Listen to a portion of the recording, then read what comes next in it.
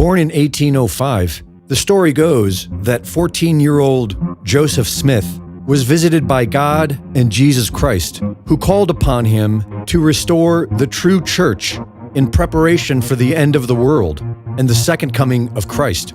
He later transcribed what became the Book of Mormon. According to this new religion, Jesus and Lucifer are brothers, and their father, God, is a human man with a physical body. This God is one of many gods, and he has multiple human wives who give birth to billions of living souls that are sent to earth in order to learn how to become gods themselves. But the most important Mormon belief is Zion. They believe that in 600 BC, their Jewish ancestors fled Jerusalem, built a boat, and sailed to America, where Jesus Christ visited in 33 AD. Mormons were taught that they must find the New Jerusalem in America, and were told that it will be on Lamanite borders, meaning there will be Native Americans there to deal with. They expanded from New York to Ohio and Missouri, but found it difficult to get along with the locals. After going to war with the Missouri militia, about 10,000 Mormons were forced to leave the state in 1839. They then went to Illinois and established their own city, which soon became one of the largest in Illinois, and was granted a charter that allowed them their own municipal court and a militia. In 1841, over 50 years before Theodore Herzl's first Zionist Congress in Switzerland, the Mormons ceremoniously dedicated Palestine for the return of the Jews. Also that year, Smith announced that the angel demands polygamy. Within 3 years, he takes on 40 wives, including girls as young as 13. Like the Masonic order Daughters of Rebecca, they adopt the symbol of the beehive, a symbol of cooperative industry, and Mormons were encouraged to breed and expand. Many took child brides. In 1842, Joseph Smith, who came from a family of Freemasons, was given the rare honor of becoming a Mason on site, meaning that he did not need to do any of the work. Along with other leading church members, Smith was initiated into Freemasonry through all 3 degrees with the wave of the Illinois Grand Master's wand. Within months, thousands of Mormons were initiated into Freemasonry and were using their lodge to grow members of the Mormon Church. The official Mormon endowment ceremonies were introduced, and they reflected Masonic rituals. In 1844, Joseph Smith announced his candidacy for U.S. presidency, and shortly after, was charged with treason and locked up in an Illinois jail, where he was murdered and fell from the window with the Book of Mormon in hand, as the story goes. Joseph Smith was now a martyr, and his prophecy was proven to be true when the Mormons were forced to leave Illinois in 1846. They then began their exodus to the Utah Territory, where they massacred the indigenous population and found their New Jerusalem. The U.S. government allowed the Mormons the freedom to colonize the West and expand their manifest destiny. But after the dirty work was done, polygamy was federally outlawed, and the once anti-American Mormons became hyper-patriotic and made the all-American nuclear family their new public image.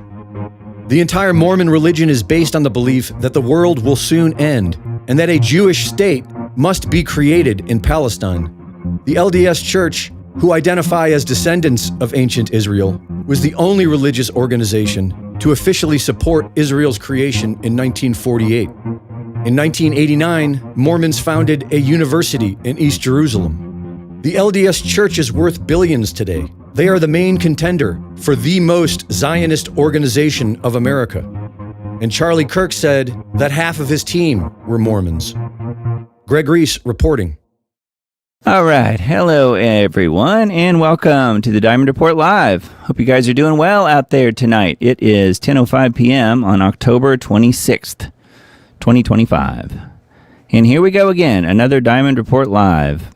So hello and welcome to everybody that's here. We've got 3 live streams going all at the same time, as usual. 2 on YouTube, to the 2 channels there, as well as 1 on Rumble. So hello to the Rumblers out there and everybody in chat who is either thinking of joining or will be joining very soon. So yes, I thought we would take a look at the news. We've got some interesting things to look at yet again this week. And I wanted to first draw your attention to this first article here on Hal's website, halturnerradioshow.com. If you don't know who I am, my name is Doug Diamond. I am the host of this show that you tend to be tuning into at the moment. It is called The Diamond Report Live. And we will be running probably, let's see here, 2 to 3 hours, I guess, is what we normally do. 2 to 3 hour broadcast. And note, it is commercial free. You will not hear any ads for prepping or, water filtration or supplements or buying gold and silver or any of that nonsense. You won't hear that here. So just remember that when it comes time to help me out. Now, I'm just joking, but, many of you guys out there are sharing the videos, and a few people have stepped up to help financially. So you know who you are, and thank you very much for that. So, yes, my name is Doug, and we will go through the news here in just a second. I wanted to mention just up front here, we got, I think, daylight savings time kicking in next week. And note that there may be a slight shift in the start time of the show starting next week. So stay tuned for that. I will let you know the details. I'm not sure of them myself quite yet, but I just wanted you guys to be aware of that. And, I figured doing it at the same exact time that we move away from daylight savings time would, of course, be the most confusing way to do it. So that's the way I've chosen to do it. So now we'll talk about it later. I'll send out a email blast on the Substack, and make sure you're on that Substack list. And you can scan the QR code up there in the upper left corner, or you could just go to diamonddisc.substack.com to join the list. And thank you to everybody who's already on that list. So anyway, let's take a look at the news. We've got Hal's website pulled up here. This is brand new, right off the hot from the press, I guess they might say. 2 U.S. Navy aircraft go down in the South China Sea. And it says 2 Navy aircraft from the USS Nimitz went down in the South China Sea on Sunday, meaning today, in separate incidents only minutes apart. The first crash involved a MH-60R Seahawk helicopter from the Battle Cats Squadron, which went into the water around 2:45. During what the Navy called routine operations, all 3 crew members were recovered alive. Less than an hour later, at 3:15, a 2-seat FA-18F Super Hornet from the Fighting Redcock Squadron also went down while flying from the same carrier. Both pilots ejected and were rescued. So no one were injured. No one was lost in the crashes. However, I thought this analysis was kind of interesting. He says separate, minutes apart. Yep, sure. Okay. No connection whatsoever. Nothing to see here, folks. No electronic warfare being used. Move along with your tinfoil hats. Just a coincidence? Yeah, right. So 2 aircraft are gone, but both official crews are safe and sound. I want to see the footage of the crashes and the recoveries from the water. Otherwise, I'm inclined to think they're being used in a covert mission. Yeah, and they both disappear within pretty much minutes of each other. I don't know. I thought that's very peculiar, and yes, electronic warfare may very well be the answer here as far as what China may be involved in taking down our military assets here, but who knows? Maybe it really was a coincidence. Yeah. Okay, and then let's see. This is the other important one, I think, from his site. Hurricane Melissa to make landfall in Jamaica, Category 4 or 5 at landfall. And you can see the wide swath here that it's projected to do in the next, few hours. Hurricane Melissa in the Caribbean, or Caribbean, as some people say, is on track to make landfall in the middle of Jamaica on Tuesday. The storm, already a Category 4 with sustained winds of 140 miles per hour, will be affecting the island within hours.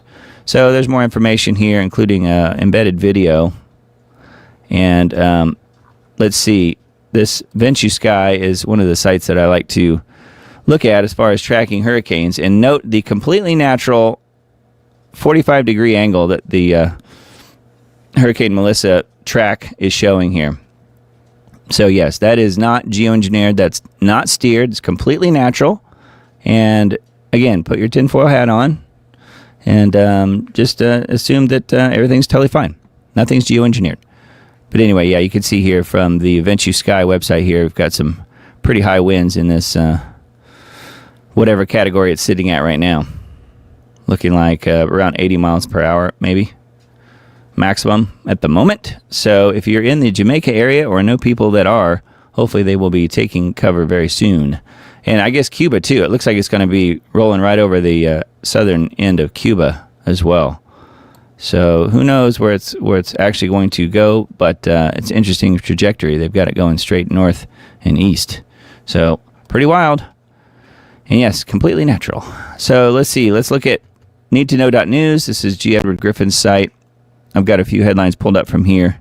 Just thought I would bring these to your attention, and you can check them out if you want by going to the site. Democrat activists openly express sick and disturbing views at No Kings protests, which we're a week on from that now. But, yep, the estimated 250,000 protesters attended the Chicago No Kings rally.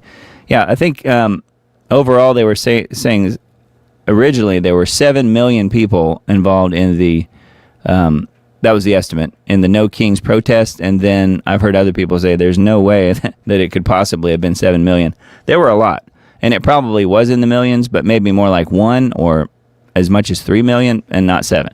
So I don't know. No one knows exactly, but I thought it was kind of interesting that it was way overhyped. An estimated 250,000 protesters attended the Chicago version of the No Kings rally last weekend. 2 Chicago residents who attended expressed shocking commentary. An elementary school teacher, I won't bother mentioning her name, mocked the assassination of Charlie, and a man identified as this other person, Moises, called for ICE officers to be GUNNED down.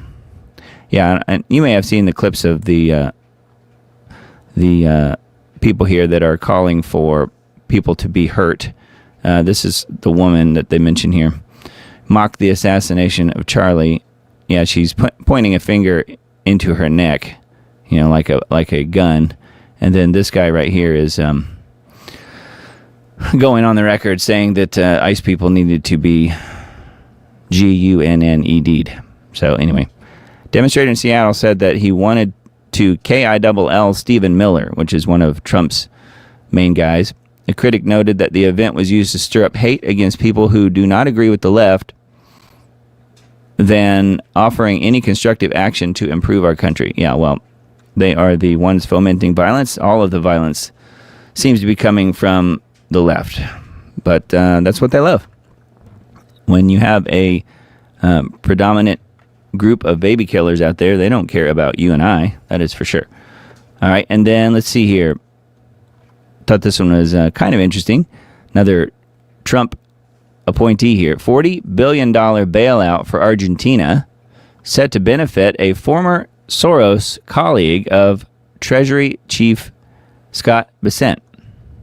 Or some people say Bessent. I'm not sure which it is. U.S. Treasury Secretary Scott Bessent increased funding up to $40 billion to Javier Milei's government, double the previous pledge. Argentina is already $60 billion in debt and has a history of currency devaluation. In addition, President Milei further devalued his country's currency, sold off its assets, and fronted for 3 massive meme coin rug pulls.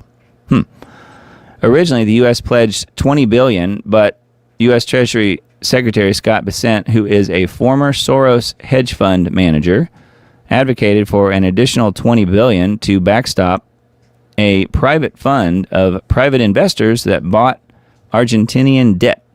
When Argentina defaults, the U.S. will reimburse the private bankers for the second $20 billion. Reports indicate the hedge fund billionaire Rob Citroni, a personal friend of Bessent, made the Treasury Secretary wealthy in the past when they both worked for George Soros.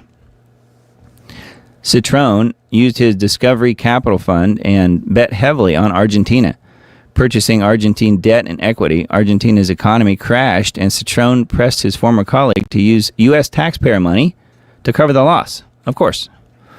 That's always the case, isn't it? Then it says soybean farmers are angry with Trump's tariffs as China stopped buying soybeans from the U.S., damaging U.S. farmers. China is now buying soybeans from Argentina. Trump has now proposed buying beef from Argentina. You may have heard that. But this will negatively affect cattle ranchers in the U.S. America's first supporters and taxpayers are disappointed. Yes, to say the least. Anyway, that is another article on the same site here. Government shutdown may cause cancellation of food stamps for 42 million Americans. I think it's all digital now, though, isn't it? I don't think that's actually stamps anymore. If the government shutdown that was caused by the argument over health insurance subsidies and extending health care to migrants continues, the Supplemental Nutrition Assistance Program, SNAP, food stamp program will be paused beginning November 1st. I think that is this coming weekend. It will affect 42 million Americans. SNAP is already set to be reduced as Trump's One Big Beautiful Bill Act made significant changes to SNAP food stamps, including stricter eligibility requirements and new work mandates that could lead to millions losing their benefits. This policy begins November 1st. Many individuals, including older adults and parents of teenagers, will need to prove work or training to maintain their SNAP benefits. SNAP is used for school lunches. So anyway, yeah, there have been some people out there on social media, quite a few of them.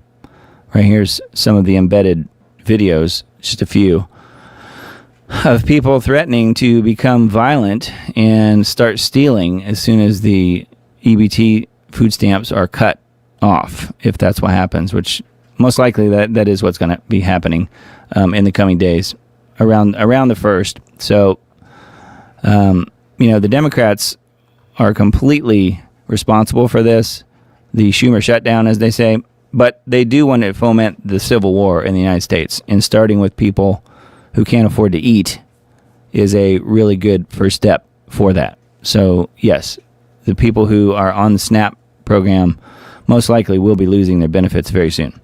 So, anyways, it will be an interesting next few days. Let's just put it that way. But, yeah, November 1st is the day to watch on all of that. But before that, we have the air traffic controllers who will be not getting paid as well. Not to mention, TSA and some of the other different parts of the government that are struggling to pay their employees at this point. So we'll see where it all goes. Man, it's not looking good. Riot erupts at Irish migrant hotel after 10-year-old allegedly sexually assaulted. So it goes on and on here with the folks in the UK and Europe in general with the migrant influxes and the rape gangs coming into the various countries in the UK. Dublin, a crowd estimated at 2,000 people rioted over an illegal migrant who had evaded deportation and was accused of raping a 10-year-old little girl. They headed toward a migrant hotel but were held back by the police. The government bought the 764-bed hotel to house migrants over the objections of the local Irish citizens. That's happening all over the UK. The accused man's name has not been released, but an Arabic interpreter was requested, and it was reported that he came from an African country to Ireland 6 years ago, of course. Outraged by accusations that an asylum seeker had sexually assaulted a 10-year-old girl, thousands of flag-waving, bottle-throwing, firework-wielding Irish citizens surrounded a migrant hotel in southwest Dublin. This was on Thursday night, setting fire to a police vehicle. So, yeah, the police are clearly working for the globalists, as is the government. So they're just doing what they're told to do. We're just doing our duty. We're just doing our jobs.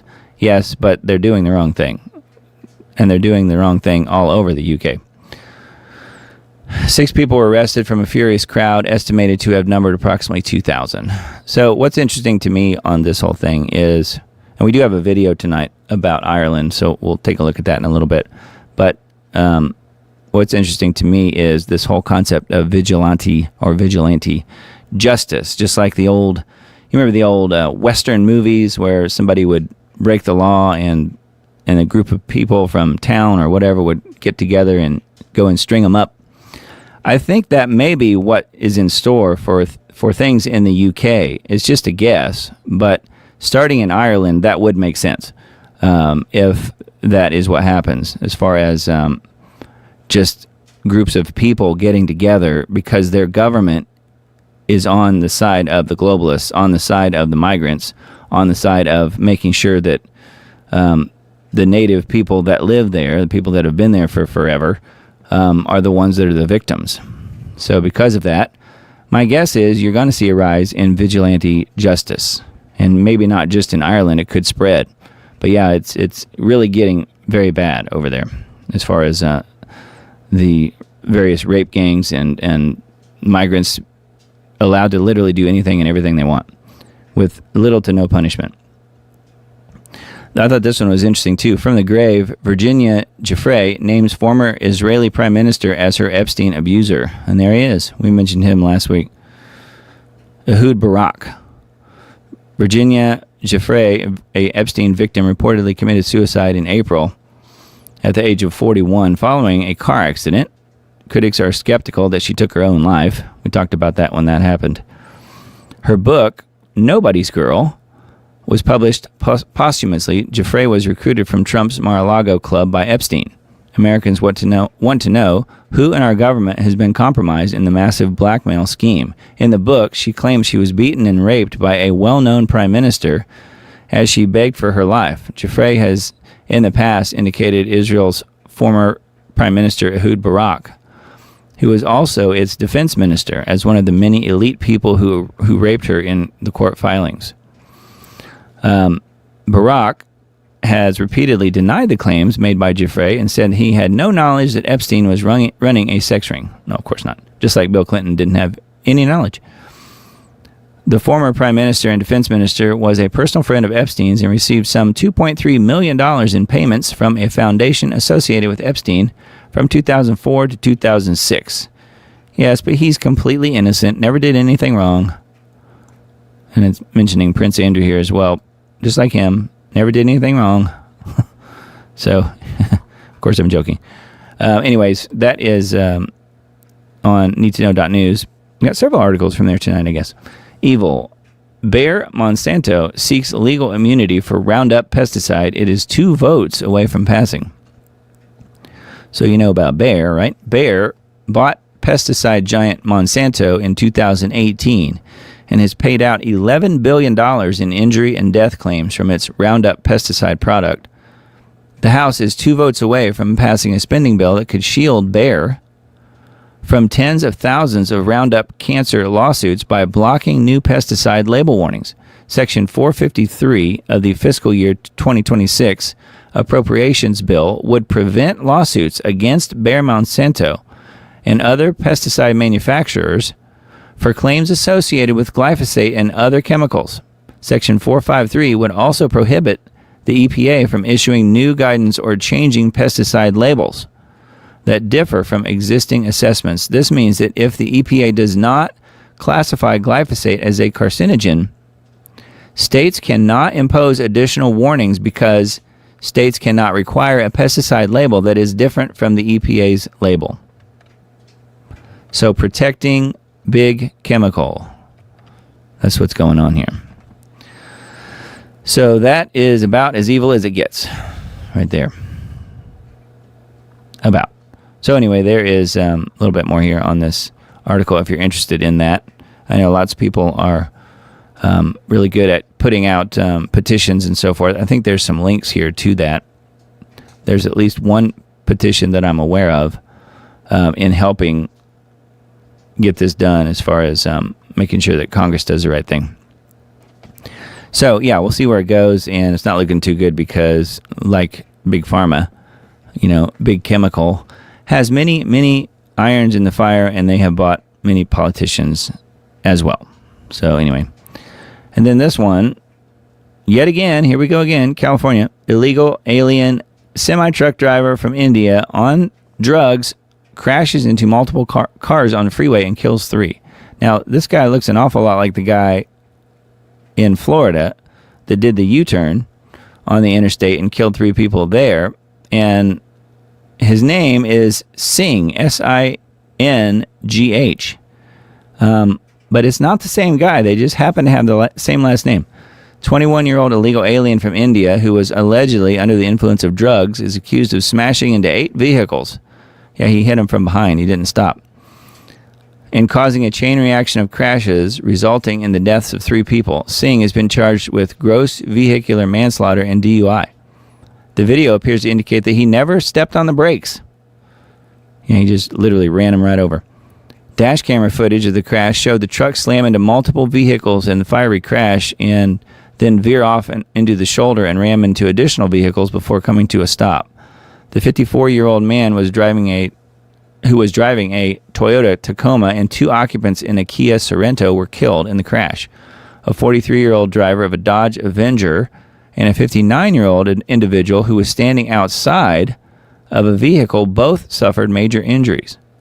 There was a similar accident involving an Indian trucker who does not speak English in Florida in August that also left 3 people dead. That was the guy that did the U-turn that we talked about when that happened. And they both had the same last name, Singh. What are the chances? Now, I guess it's probably like Smith, in India or something. But I do think it's very interesting. Here's the video of the accident. Here, let's see if we can see the dash cam. Let me kind of fast forward past this here. Oh, this is this isn't the dash cam footage. This is just the aftermath of it. Let me see if it's this one. I'm not sure that they will show it on either one of these videos. Nope, I don't see it. But it is out there. I've seen it. And the guy just literally doesn't stop, just mows everybody down in his way. So I don't know if he was sleeping or just completely out of his mind on drugs or what. But it's saying drugs or DUI, so who knows exactly. But it is interesting, and I thought this was a good tweet as well. Here's the latest guy who did the same thing. ICE seeks arrest of California truck driver who killed 3. Read more. And yeah, are they migrants? No, they're criminal intruders. So here's the other guy. This is the guy that did the U-turn in Florida, and this is the other guy that we were just reading about here. Harjinder Singh and Jashanpreet Singh. We've been invaded by Singhs. They can't drive worth a F. Yeah, and that's not the only one. There was also another, I think, Harjinder Singh, this guy, or someone with the exact same name that crashed into a bridge as well, or didn't crash into it. He drove over a bridge with too much weight, and the bridge collapsed. That's what it was. And that was before this accident here where the guy did the U-turn in the interstate. So anyway, it's happening all over the place, apparently, and that is not good. Jaw-dropping, California Governor Newsom gave 62,000 commercial driver's licenses to illegals. 62,000. So there's some good memes here as well. Yep. Number 1 in homeless, number 1 in poverty, number 1 in addiction, number 1 in gas prices, number 1 in income tax, gas tax. It just goes on here. Yeah, and he did announce that he is going to be thinking very seriously about running for president. So I thought that was pretty funny. Governor Newsom. Yep. And then if you want to get the latest Lego collection, here it is. You can get this probably at your neighborhood Walmart or something. Thought that was pretty good. And America has become a daily game of don't get killed by violent blacks, illegal Mexican cartel members, and Indians driving 90 miles per hour in semis. So that is true. It's a daily game. So you got to stay on your toes. I thought this one was pretty wild just because you wouldn't think anybody would believe this, but apparently they did. James O'Keefe exposes massive $100 billion federal contracting scam in latest undercover video. And I thought, okay, what's he doing, like Mrs. Doubtfire or something?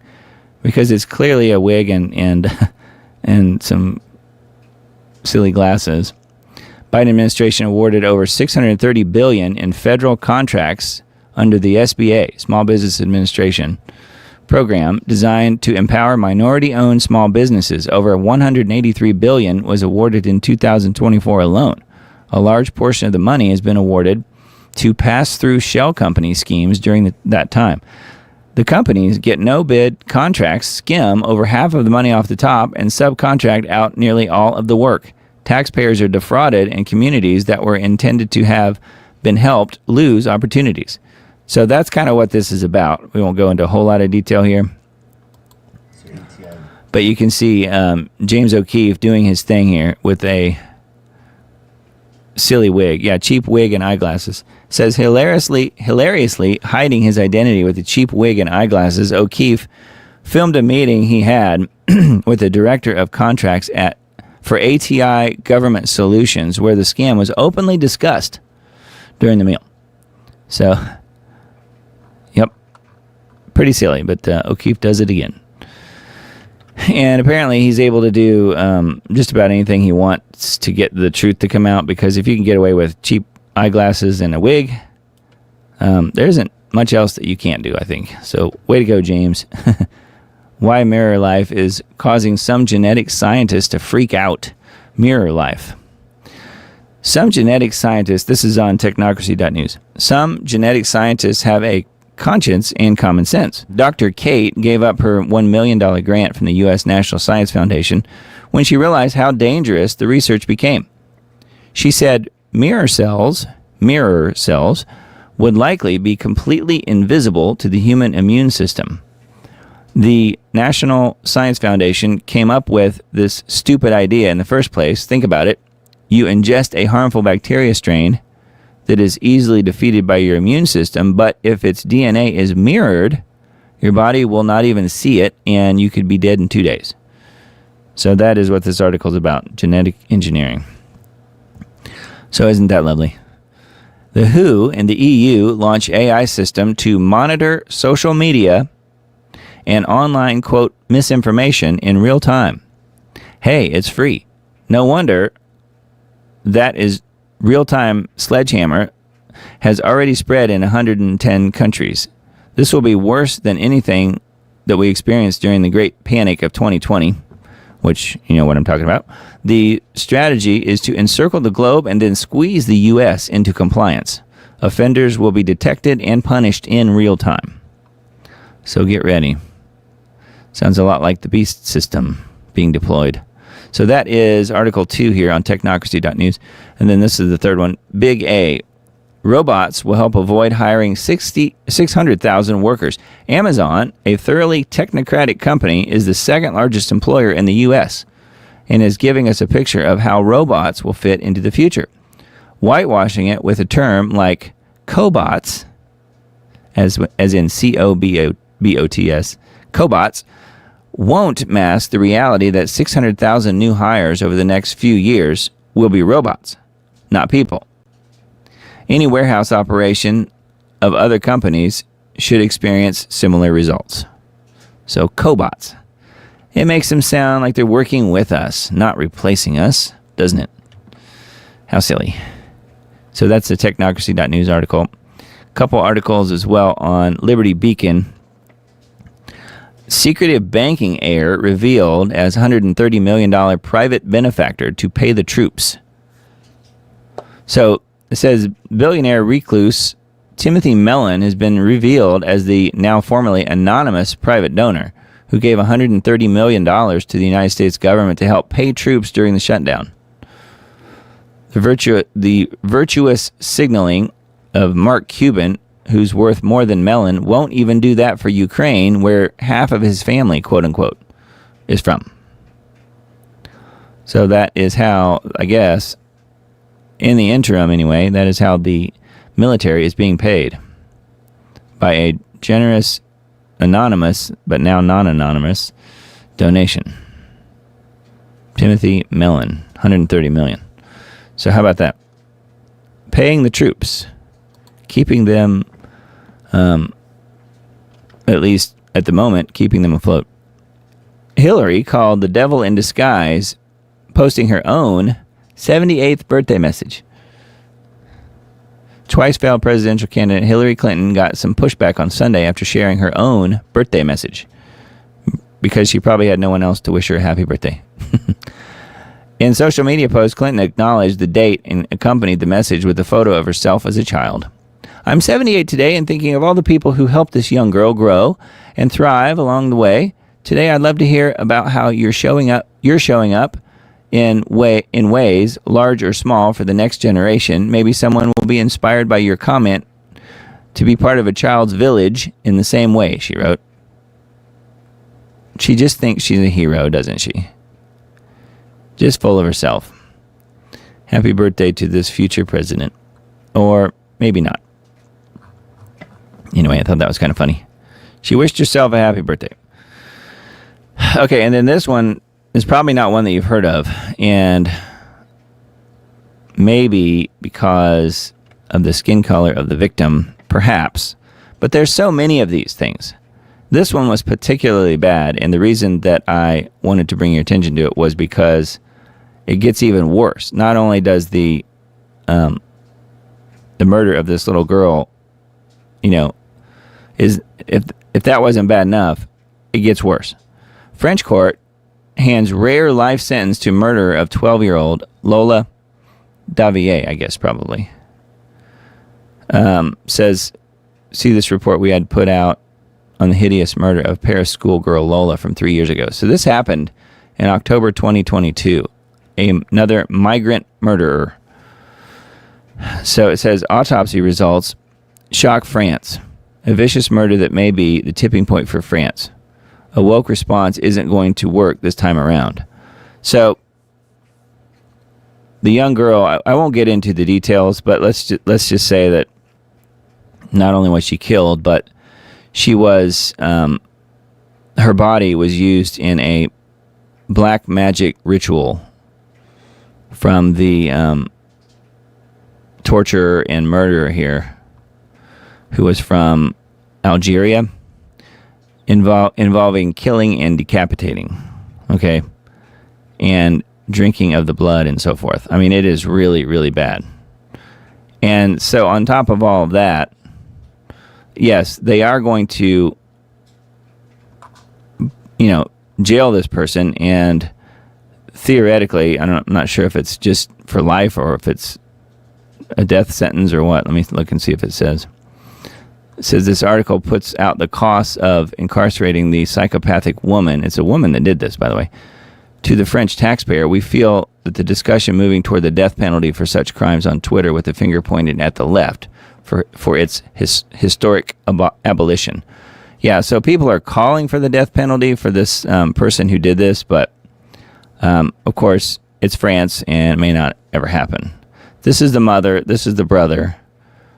The murderer, a now 27-year-old Algerian woman, illegally present in France at the time of the crime, will serve life without the possibility of commutation.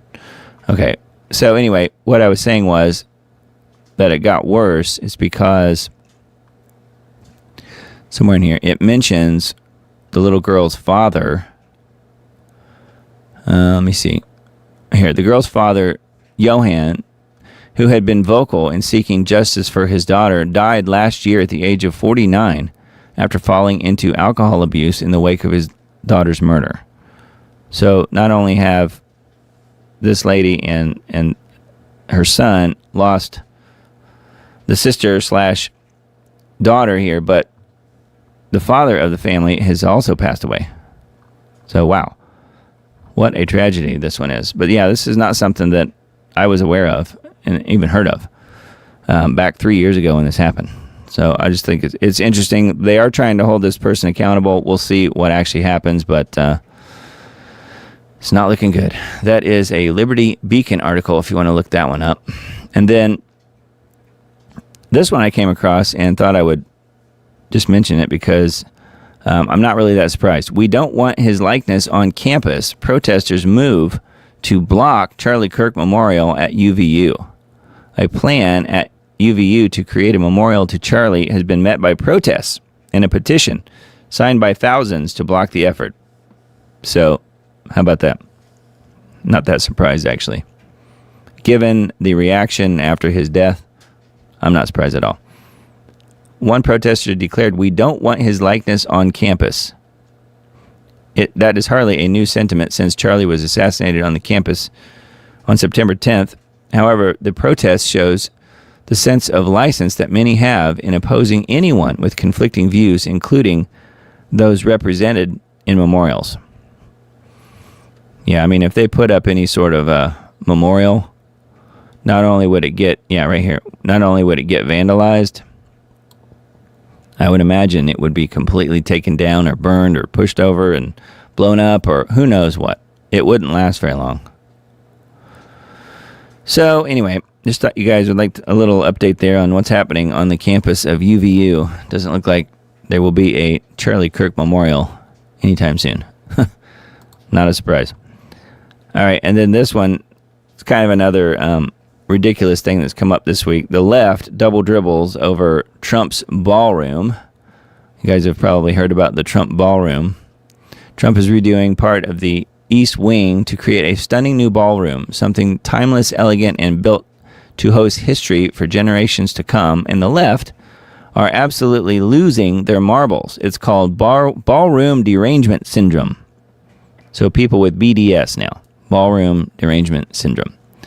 The outrage machine has gone into overdrive, hurling every insult imaginable from dictator to narcissist, all because Trump dares to build something beautiful.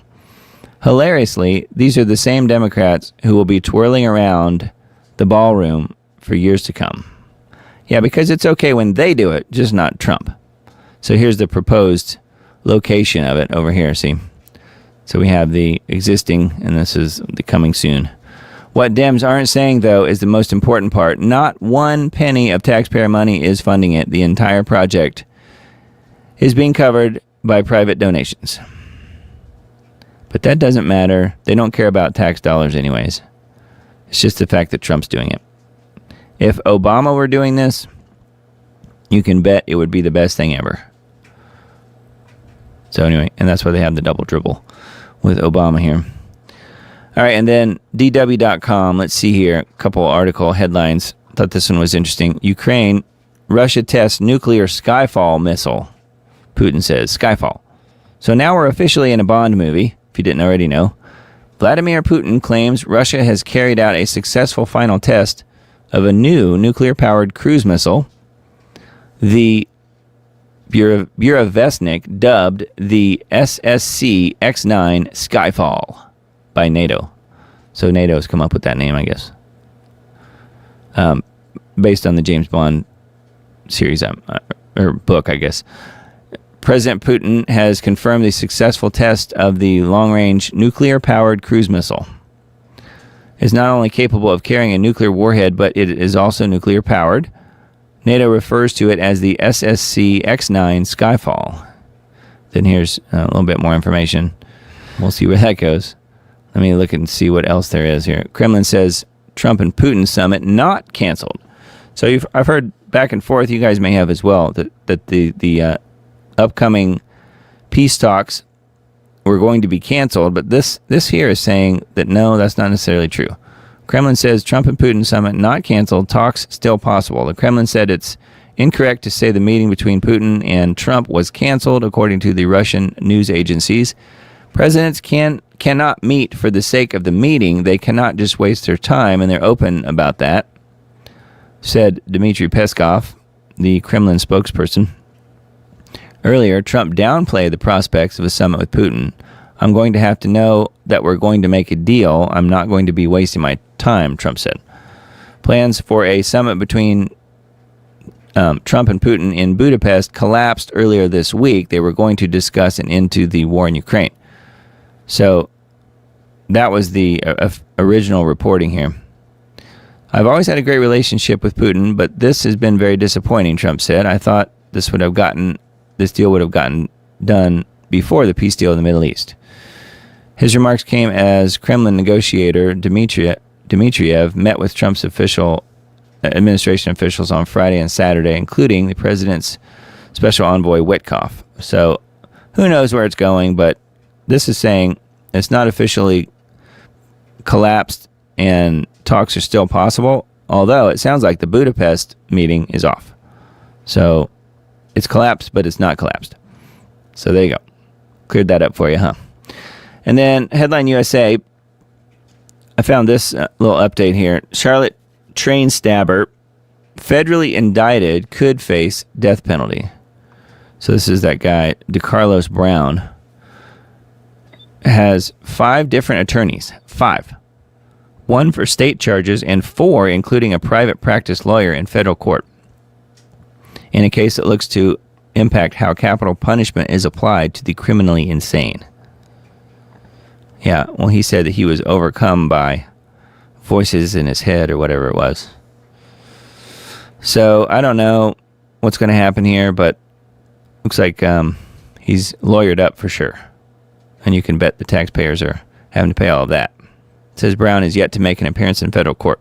While Japan's trailblazing first female prime minister, Senai Takaichi, an iron-willed firebrand, barrels ahead like a Shinto storm, slapping together a deportation ministry faster than you can say Bancho, the sniveling, pearl-clutching Irish government celebrates while Ireland is thrown into a full-scale rage. I want to condemn in the strongest possible terms the violence we've seen this evening against members of An Garda Síochána in City West. I want the people involved in that violence to know that they will be met with a very forceful response from An Garda Síochána and our criminal justice system. People went to City West this evening for the purpose of weaponising a criminal event that happened yesterday. The Gardaí should be praised for the fact that they have an individual before the courts in respect of that alleged criminal offence. So rather than attacking An Garda Síochána, they should be praising them. And I want the people to know that if they continue to be involved in violence, the force will meet them with a very strong response. See all this here standing protesting, it's doing no good. Going to your politicians is doing no good. Now is the time to stand up and start and move these your on. Allegedly, a migrant at a huge urban refugee camp that the Irish government set up in Dublin allegedly raped a 10-year-old girl at that refugee camp. Now, this 10-year-old girl was in state custody, so she was a ward of the state. How did a 10-year-old girl find her way from being a ward of the state to the refugee camp and being allegedly raped there? It's so shocking. And how did the alleged rapist, how was he there too? He came to Ireland, according to reports, 6 years ago, and was ordered deported. He was ordered out. His asylum claim was rejected. He was ordered deported, but he was still in Ireland, not just in Ireland, at that government refugee camp. The Irish government itself didn't even take its own deportation orders seriously. Now, I landed, and there's a lot of newspapers in Ireland. They've probably got, 5 or 10 of their own newspapers, which is quite a bit for a country of just 5 million. Only the Irish Daily Mirror covered this story, and they covered it big on the front page. Child raped at asylum hotel. Over 500,000 souls have poured across Ireland's borders since 2008 alone. A country of a population of only 5.5 million, enduring a relentless 80,000 plus annual deluge of immigrants since 2024, based on official data from Ireland's Central Statistics Office. This organization is ready to sponsor your trip. If you are coming from a non-EU country, you get 4,710 euros. This money is meant to cover your accommodation and flight tickets. That's not all. Your visa fee, registration fee is also covered. Go straight to Google and type HSC IE jobs, then click on overseas candidate. This is basic arithmetic that this government fails to understand, and it's very frustrating for the people right across the country. And if we look at the numbers, Minister, we look recently, this week, in the last number of weeks, students across Ireland have found it incredibly difficult to find accommodation. And then when you drill into the numbers, we see that the international student cohort, the universities, are engaging in a very expansionist approach. Over 40,000 international student visas. That is over 30% increase over the past 4 years. If we look at working visas, last year almost 40,000 working visas. If we go back 10 years ago, Minister, that figure was about 10,000 per year. And obviously we all are very aware of the massive acceleration and surge in relation to the IPASS numbers. So Minister, it is very, very simple that the capacity of the economy is simply unable to cope with this huge level of increase. You have no plan in relation to this, and you have created chaos. Chaos in housing, chaos in services, chaos for the wonderful families and young people across Ireland. It is unacceptable, and essentially your policy amounts to pouring a gallon into a pint, and it's unsustainable, Minister.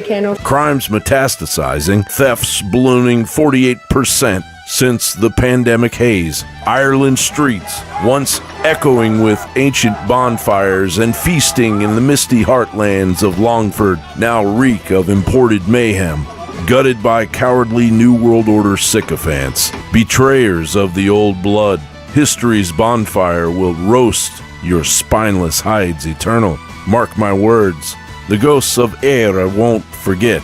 John Bound reporting for InfoWars. Yeah, well, again, I think that we're going to, starting, I don't know when, but probably pretty soon, I think we're going to start seeing vigilante justice. Because that seems to be the only way that this stuff's going to stop. As far as the migrants and people being brought into the UK. So I don't know. I would love to be wrong, but my guess is that's where it's headed. And speaking of migrants in the UK, Tommy Robinson is one of the big names there in that whole situation. Tommy Robinson's Israeli government-funded Hasbara tour backfires. So for whatever reason, I like Tommy Robinson a lot. I think he's doing some really good work. And I don't really know why, but he is a huge supporter of Israel. Says Tommy went to Israel on a government-funded propaganda tour only to get humiliated repeatedly and condemned by members of the foreign government so that he sought to serve. So that's what they do. So that's too bad. I don't think he really understands the whole Israel thing.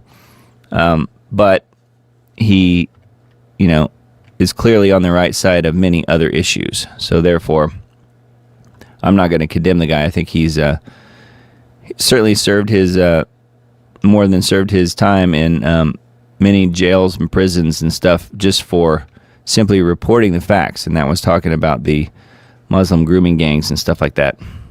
And you just can't do that in the UK. So this article headline I thought was interesting as well. This is another one on information liberation. Kushner, as in Jared Kushner, Gaza looks like it has been nuked, but it wasn't a genocide, according to Kushner. Trump envoy Jared Kushner told 60 Minutes correspondent Leslie Stahl in an interview that aired Sunday that Gaza looked like a nuclear bomb had been set off when he toured it a week ago, but insisted that there was no genocide. No, not at all. So figure that one out. Just have one tonight from RT. Thought this one was just worth mentioning, and people are kind of making a big deal about this, but this is something Steve Bannon has said recently. Christian state of Jerusalem is needed, says ex-Trump advisor. Steve Bannon says 3-state solution is necessary to end the war in Gaza for good. A 3-state solution is needed to end the war in Gaza and bring peace to the region, which would include a Christian state, according to Steve Bannon. Now, I'm not exactly sure how that would work. During his War Room podcast on Friday, Bannon said Netanyahu has failed to realize his vision of a greater Israel, a concept based on biblical land that stretches from the Nile to the Euphrates. Critics link Netanyahu to the idea, citing his rejection of a Palestinian state and continued expansion of settlements in the West Bank as proof of the de facto pursuit of this. The Greater Israel project of Netanyahu blew up in his face. It destroyed Israel, and this is why now you have to go to a 3-state solution, and one of those states has to be the Christian state of Jerusalem, Bannon said. We need a Christian state in the Holy Land. You just need it to make sure 20, 25, 30 years from now, everything's kind of sorted. I don't think that would work, personally, but it is interesting. I've never heard anyone else propose a 3-state solution. But I don't know who the Israelis in charge over there hate more, the Muslims or the Christians. That's kind of a toss-up, in my opinion. So I don't see that happening, Mr. Steve. Sorry to tell you. Now, I did come across this one. This is not one that I had seen. I'm not sure if you guys know about this. This is on the Jimmy Dore Show, and I'm not going to play the video, but I will link to this in the Substack post, which, by the way, the link for that is in the crawler across the bottom or the QR code up in the corner. But yeah, this video is pretty interesting. I did see most of it. It says, mind-blowing video of Charlie Kirk's chief of staff at shooting. Yeah, so one of the young guys who was on Charlie's staff was officially the chief of staff. Mikey was his name. See if it mentions him. Yeah, Mikey McCoy. His father is Pastor Rob McCoy, who spoke at the, at the memorial. But this video is really interesting, I must admit. And what you see here is Mikey not necessarily doing anything that is provocative. It's what he doesn't do that's interesting. He is Charlie's right-hand man. He's with him every second as they pull up and get out of the car, and right behind him filming, including up to the moment he's shot. And what's interesting is he's standing back here, Mikey is, and he walks around. After Charlie's shot, he just calmly walks around behind this and exits. They're circling him here in this picture. He reappears on the other side and just heads out. And then there's some other shots of him way out in the parking lot. So like he just disappears. First they're best friends and he's there for every second of Charlie and everything he's doing. And then once Charlie is hit and collapses, he's out of Dodge. Mikey gets out of there. So it is very curious. Says online commentator Sam Parker analyzed various videos taken the day of Charlie's assassination showing Kirk's chief of staff, Mike McCoy, calmly walking away moments after the shooting. Jimmy and American comedian Kurt Metzger examined McCoy's behavior before and after the shooting, raising questions about his lack of visible concern or reaction as others rushed to Kirk's aid. So the whole thing is just getting more and more convoluted. And I don't think that, like JFK and RFK, I don't know that we'll ever know the actual answer as to what happened. And now they're putting the gag order on all of the people, the witnesses and people like that were involved in it. So it's getting even more convoluted, if that's possible. So I think I've got an article pulled up on that. So we'll talk about that a little bit more in a second, but it's getting crazy. Now, I mentioned the time change coming up. Yep. That is, I believe, next weekend. Time to stop clock changes, says Brussels. Yeah, but they won't. They love their time changes. Citizens across the EU will be turning back clocks an hour this Sunday. Yeah, that happened this weekend for them. But Brussels believes the time has come for the 27-nation bloc to stop the practice once and for all. That would be nice, wouldn't it? Be nice to stop it worldwide. And then talks about Spain reviving the debate. So you've got some countries who are all for it and others who are not. But yeah, don't forget, fall back next week when we go off of daylight savings. I came across this one and didn't know if you guys knew about this, but this is on Israel National News. Will Trump build a third temple? Yeah, there was a reporter who looked to be completely at home in the press corps. I thought it was pretty funny. A Jewish reporter asked Press Secretary Caroline Leavitt if Trump had considered the third temple as his next historic building project. That question was asked. The video clip is here. I don't have it queued up to play it for you guys. But he did ask the question, and she just kind of blew him off. So she just basically said, no, there's been no discussion of that, which that's not really that surprising, honestly. Jewish White House reporter today asked Leavitt if Trump was considering rebuilding the third temple in Jerusalem. Leavitt responded that the matter had not come up in any of the meetings held on Trump's construction projects. And why would it really? But it is funny that you have the plant there in the press corps asking the question, which I thought was pretty hilarious, actually. It won't be up to Trump to rebuild the temple anyway. All right, this is a Wise Wolf Media Substack post. Thought it was worth mentioning, and you guys can look at this if you want. They had a good one last week as well, I remember. The Bible called them the synagogue of Satan, and history shows they're still running the world inside the theory that elite families aren't quite human.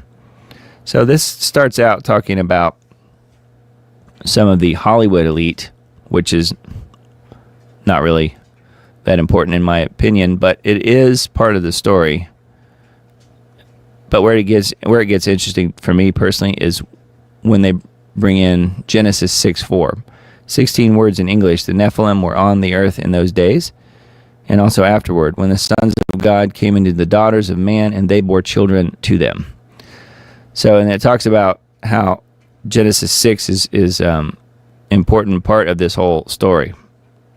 So I thought that was pretty interesting, talking about the Merovingians and Mary Magdalene and the Da Vinci Code and all this stuff. So there's a lot of details here. I won't bother reading very much of this, but feel free to look this up if you guys want. Wise Wolf Media on Substack. Pretty lengthy article here. But yeah, Synagogue of Satan.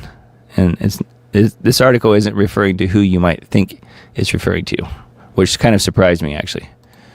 Anyways, have a look at that. And then this one, OpenAI. This is an article on Singularity Hub. OpenAI slipped shopping into 800 million ChatGPT users' chats. Here's why that matters.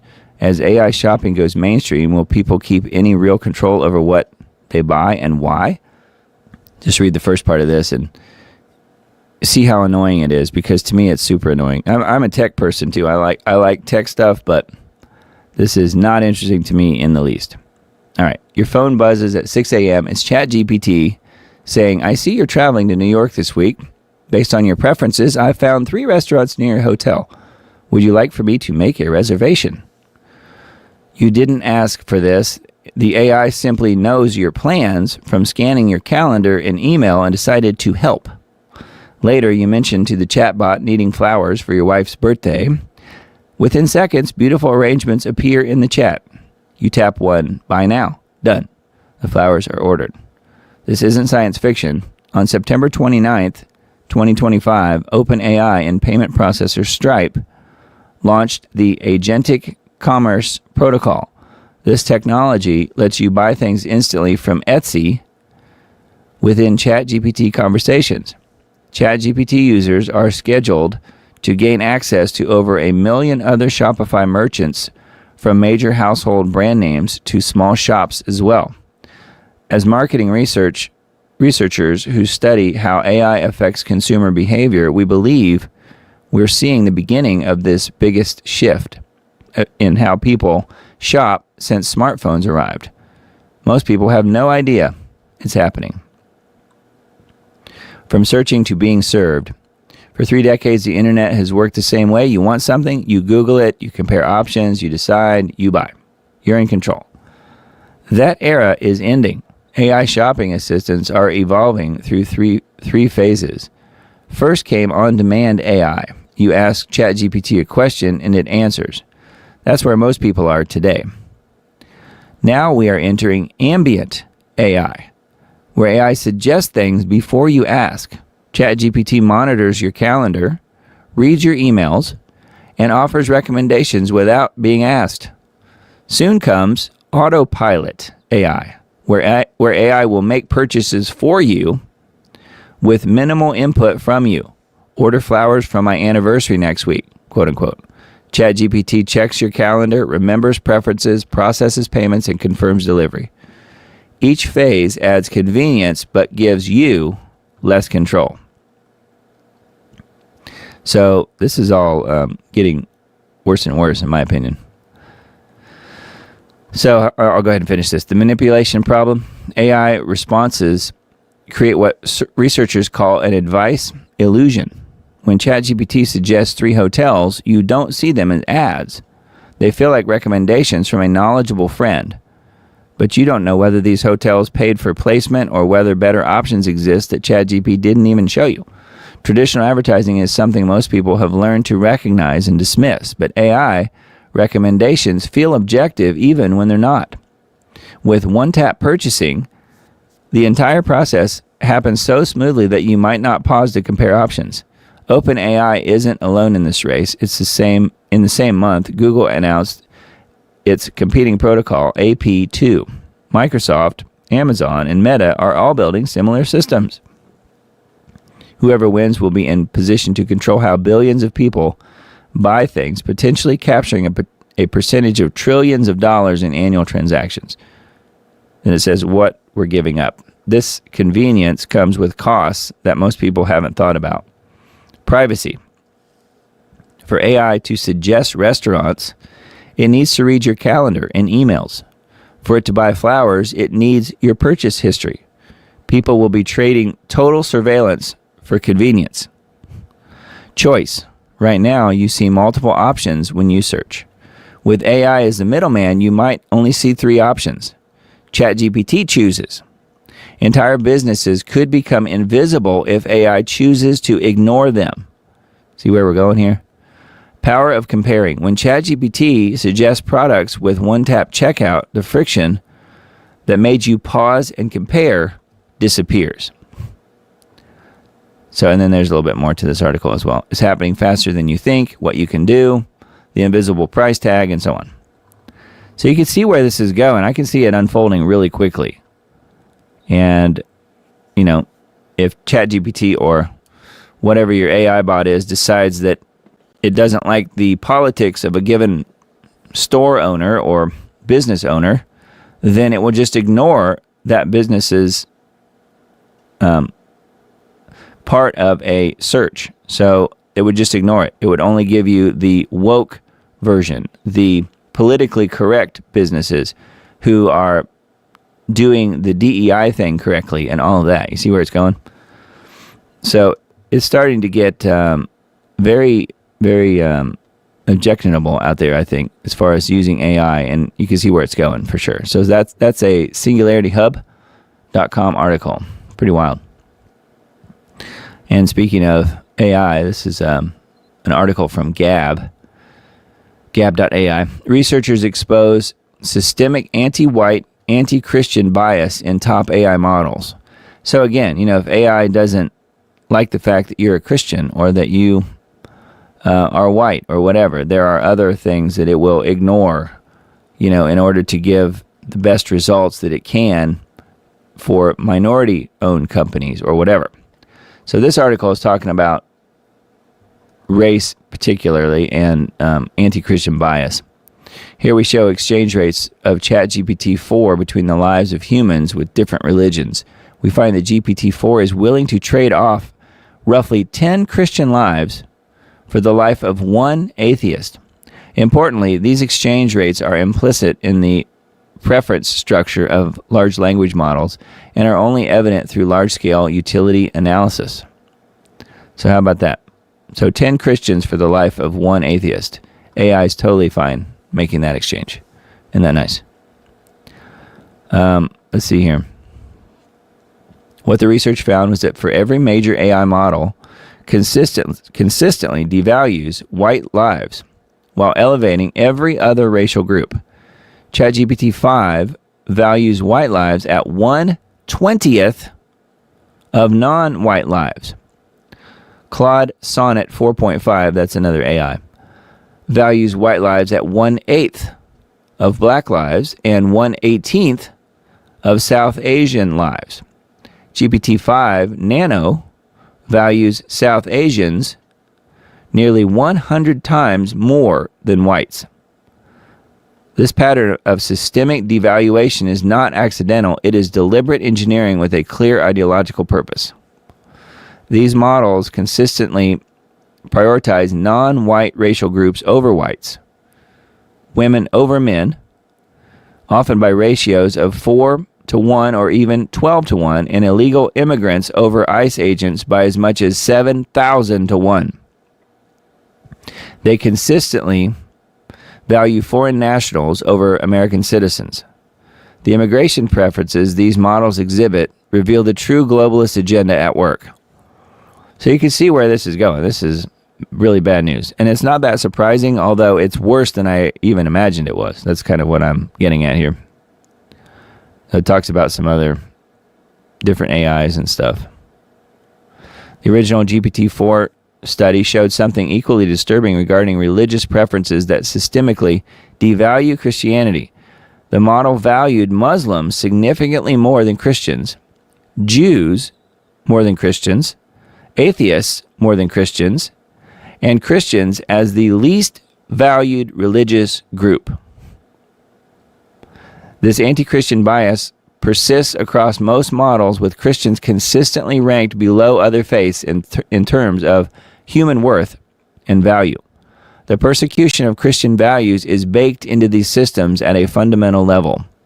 While every other AI company, OpenAI, Google, Anthropic, Meta, produce these anti-white, anti-Christian models, Gab AI stands alone as the only platform creating AI grounded in right-wing and Christian values.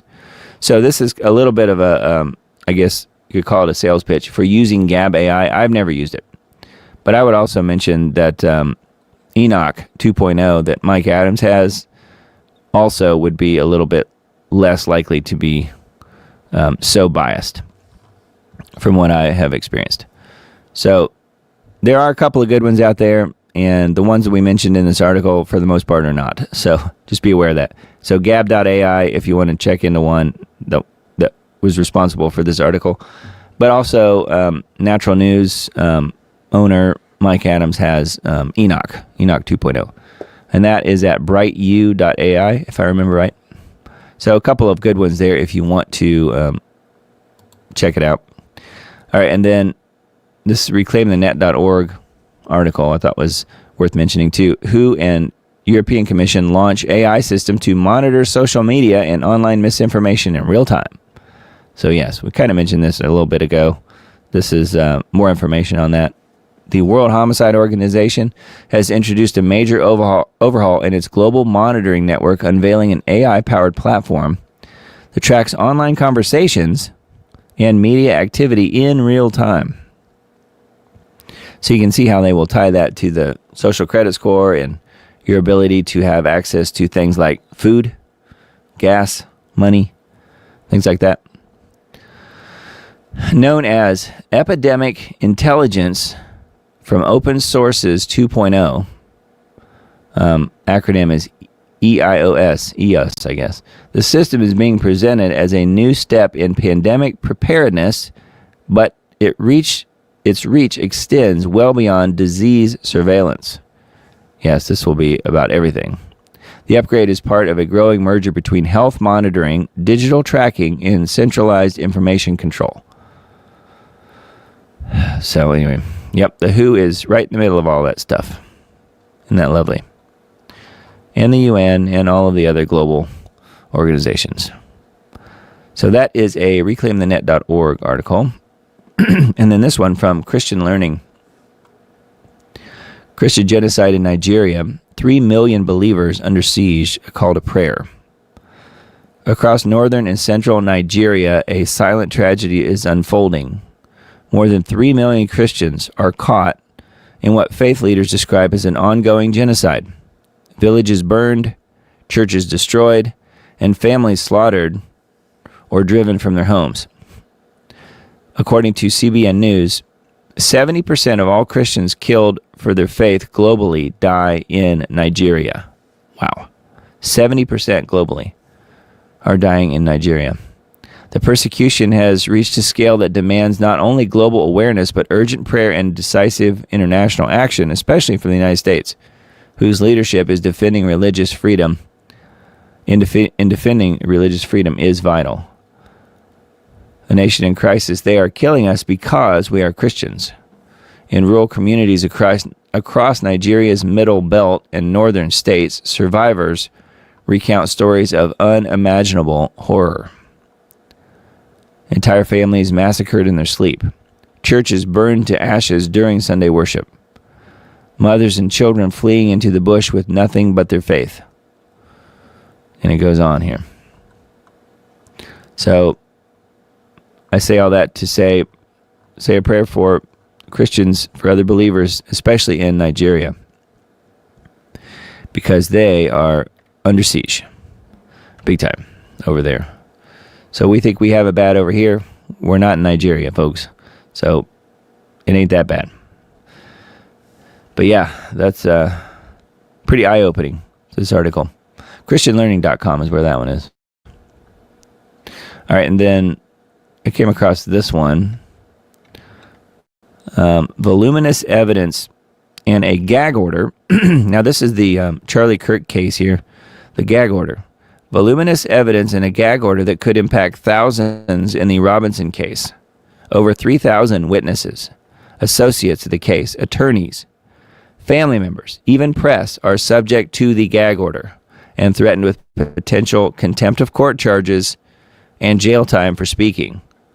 So they are shutting this thing down as far as the Charlie Kirk case.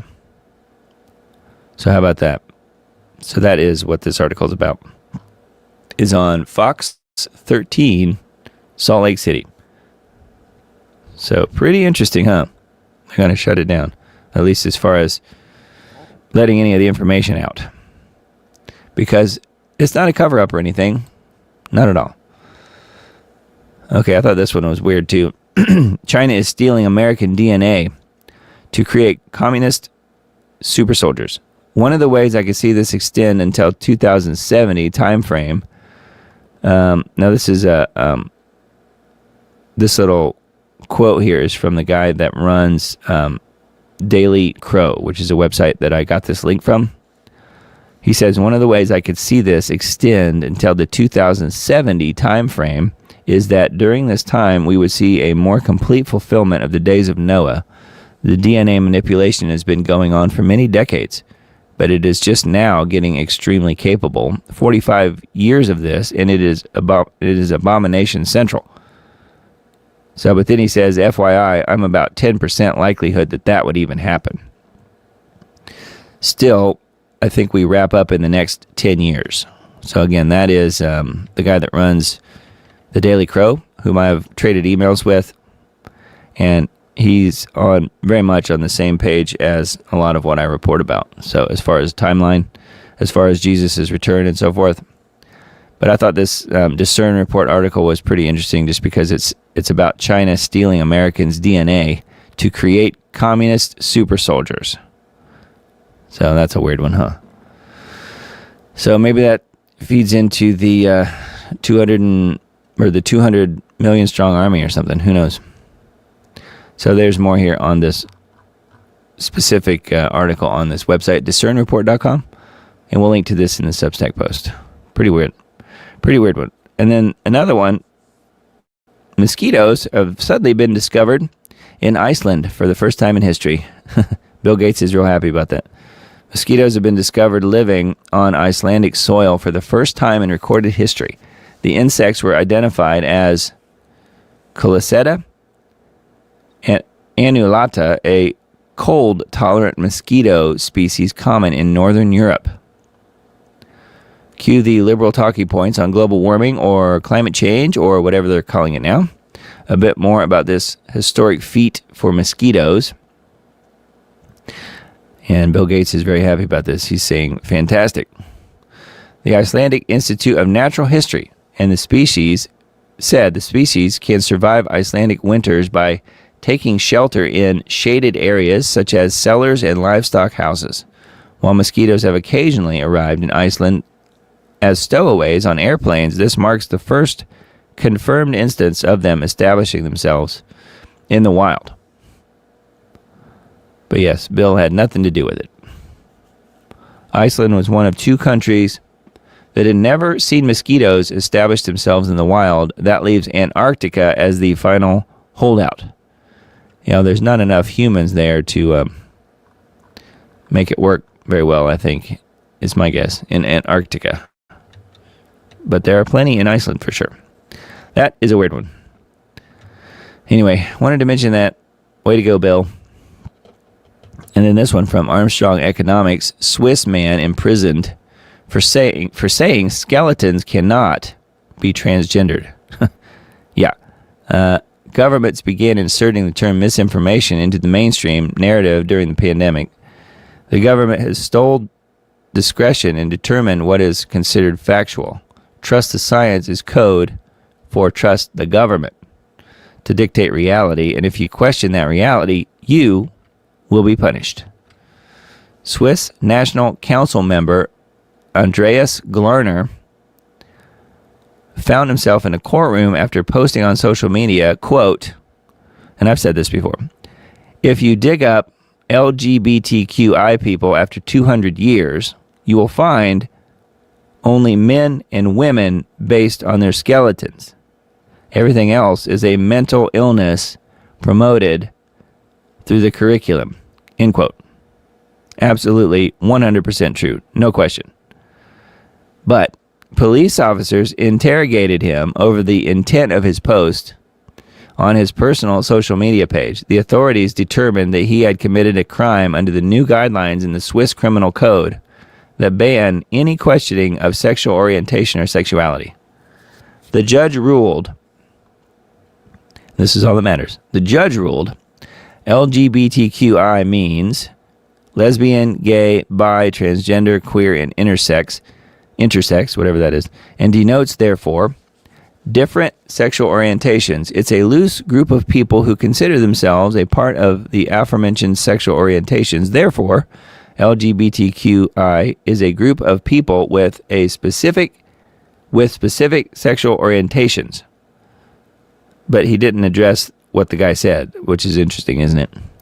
The judge went on to rule that a hate crime had been committed, as the comment maintains the sexual orientation according to LGBTQI does not exist but is a mental illness.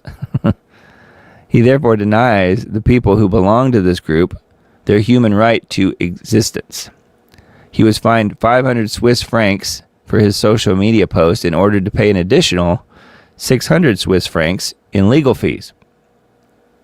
Not sure how many dollars that is.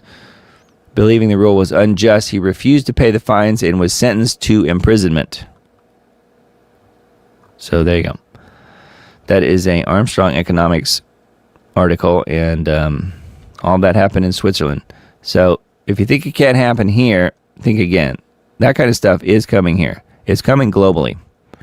My guess is they need a nuclear exchange to really clamp down on everything worldwide, and we'll probably see that first. But that is the kind of stuff that we're talking about. You won't be able to say anything without punishment. All right, Slay News article. Progressive Christian publishers launch children's Bible stories laced with radical ideology. Progressive Christian, quote unquote, publishers are rolling out a new wave of children's Bibles and devotionals that replace traditional teachings with messaging focused on far-left ideology, including social justice and Marxism-rooted diversity, equity, and inclusion. DEI. The new books are part of a growing push to reshape how children are introduced to faith. Publishers behind the rewritten stories argue that the original Bible promotes Christian white supremacy, quote unquote.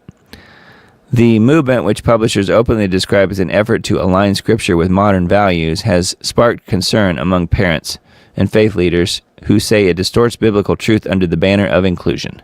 No kidding. At the forefront of the campaign is the Just Love Story Bible, a new title from Beaming Books aimed at children ages 4 through 10. So you can see here how evil this is getting. Do I really need to go on? So anyway, this one is on Slay News if you want to check this out. But yeah, we all know they are rewriting everything. And, you know, Trump has pushed back on it, but it continues. And it will continue. So that's a Slay News article. And then this one on WNG.org. Trump moves Navy strike group towards Venezuela. So I feel like this is really heating up down there.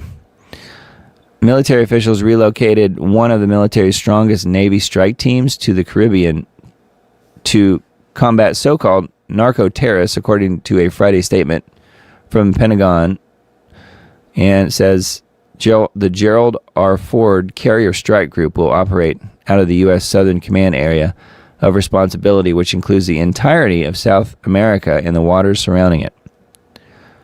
So, wow. What motivated this move? The relocation supports Trump's directive to dismantle criminal organizations and narco-terrorists smuggling drugs into the country. The Trump administration repeatedly blamed Venezuelan gangs for feeding America's drug epidemic and accused Venezuelan President Maduro of supporting the cartels, despite Maduro's repeated denials. The Trump administration previously deployed military aircraft and Navy destroyers near Venezuela in August and offered $50 million for Maduro's arrest. Anyway, a little bit more here on this article, but Yep, it looks like it's heating up in Venezuela and South America. So that is not good. We're going to have many wars going on here. By the President of Peace. Weekly roundup. The peace president doubles down on war against Russia. Looks to start new war with Venezuela. I think I just said that. As Putin responds with dire nuclear message. Also new warnings about Bill Gates' fake meat. While most Americans are being distracted by the government shutdown, and news from the sporting world that the NBA basketball is actually part of a mafia-run gambling ring. Yeah, that came out this week too. The Trump administration continues to focus its attention overseas and not on America first. Any semblance of a peace president flew by the wayside after this week's dizzying array of aggressive global maneuvers coming out of the White House. Let's break it all down. So that is a leohoman.com article. And then on his Substack, the Great Replacement is underway, and it's not the one you're thinking about. So this is talking about robots and Amazon and other, factories and retail situations and manufacturing situations and distribution situations and stuff like that. Peace President Trump, along with the technocrats and defense contractors, all rushed to support re-election of Lindsey Graham. Yeah, can you believe that? I can, unfortunately. So that's a couple of the Leo Homan Substack articles. I don't think I pulled up anything specifically on natural news, but just a couple of the headlines. Scientists use gene editing to reverse age-related memory loss, opening new paths for Alzheimer's research. Unexploded bombs will haunt Gaza for generations, experts warn. I don't think we have generations, do you? The ICJ condemns Israel as data reveals only 15% of promised aid is even reaching Gaza. 15%. I'd be surprised if it's that much. Trump weighs sanctions against Russia as Putin warns of escalation over missile supplies. So that's some of the top article headlines, most recent ones on naturalnews.com. So have a look at that if you guys are interested. And then Wine Press, Bread and Circus. Trump isn't just building a ballroom, but an even bigger White House funded by his oligarch buddies. So, and the Wine Press folks, I do like what they put out, but they are super anti-Trump. So if you are also super anti-Trump, you will like these articles a lot. The Guardian promotes stealing British farmers' land, says it's not confiscation, but asking for a share. It's just asking for a share, not confiscation. So that is also known as gaslighting. Netanyahu admits the TikTok deal is to censor criticism of Israel, hopes to do the same to Musk's X. So, yep. And they're trying to do that through Larry Ellison. We mentioned that last week. Or maybe 2 weeks ago, actually. Now, he's buying up so much of the media. So, yes, it will be under his control and therefore globalist control very soon. The 10-year setup for this, for these, or the 3-year setup for the expiration of these credits was intentionally put in. It was put in when you controlled the White House, the House, and the Senate. You couldn't get it passed for longer. And so this is a setup that kind of your own creation that you all couldn't extend beyond that. Now you want the Republicans to do something you didn't do when you were in power? It's not a setup. The Democrats have now decided to own the record government shutdown circus, potentially starving the poor as a means to use leverage against the White House and the American people. Shutdowns are terrible. And of course, there will be, families that are going to suffer. We take that responsibility very seriously. But it is one of the few leverage times we have. Leverage. Yeah, sure, they're okay with people suffering, but boy, does it give them leverage. For what? To appease their radical base, to show their radical base they're fighting Donald Trump. So they've made the calculation it's okay to cause suffering to families. But why not vote to fund the government, at least for now, and then negotiate on the subsidies later while the government is open? Clearly, the Republicans don't want to negotiate. Donald Trump is withholding the money because he wants to inflict maximum pain on Americans to hope it helps him politically. The Republicans are not allowed in the room. So the operating budget that increased taxes, the Democrats that we went to, $78 billion, it's all the Democrats' budget. It is truly amazing how a program Democrats created and tax credits that they chose to sunset have now become the Republicans' crisis. Over 42 million SNAP recipients, 1 in 8 Americans, leaning on $188 monthly to survive, are facing a November blackout. I want to be in the grocery store when they start looting it, because you think that people are going to be hungry? You think that these people not going to get their Thanksgiving? Baby, when they run up in there and start stealing them turkeys, oh, it's gonna be like Christmas game. Now you're threatening us, talking about if they get rid of the SNAP, I'm gonna start stealing. Every time I turn around and look on the internet, y'all steal it in Walmart, you steal it in Walgreens, you steal it in CVS, you steal it everywhere. What is you talking about? That ain't no threat. You been stealing. I'm gonna be stealing like it ain't no tomorrow. I am going to go in that store, get everything I get regularly, and I'm going to have one of my cousins with me that'll punch your ass so hard you going to think a Jet 2 holiday hit your bitch ass if you think I ain't finna walk out that store. Get ready. Oh, yeah. Oh, yeah. It's going to get lit. BJ's, Costco's, get ready. From Texas's 3.5 million hungry, including 1.7 million children, to the shadows of New York's 3 million in the urban and rural areas, anticipating the $8 billion SNAP program's collapse. It's baffling to me that some people feel like other people need to earn food. I mean, it's bad to do. At the same time, they're probably doing it for a reason. They need those things. With or without EBT, me and mine gonna eat. How they gonna pay the light bill? And they can't sell stamps. She works at the food stamp office. Listen to what she says. It is because of Trump. There ain't no sidestepping it. I'm blaming him for everything. Media megaphones weaponize Trump's supposed failure. I think they all ought to have their heads shaven. They should be put in orange pajamas, and it should be marched down Pennsylvania Avenue, and the public should be invited to spit on them. The universities, the corporations, the law firms, all of these collaborators should be shaved, pajamaed, and spit on. It's a double standard, as bold as it is reckless, fanning the flames of a starving, misdirected mob ready to unleash hell on their fellow innocent Americans as they race forward toward unyielding, violent speech. Poor people, all they want is for us to fight. So if you hit me in my face, I'm not going to punch you back in your face. I'm going to go across your neck. You guys say this is about saving healthcare, but how do these pet projects fit we have no idea what you're talking about or what Republican extremists fed you those talking points. The head of the Lenawee County Democratic Party, Bill Swift, who also called for anyone that supported Donald Trump be hung, like I said 11 months ago, attended the Dingle Unity Dinner, posing with an 8647 sign and also a MAGA equals a Nazi sign.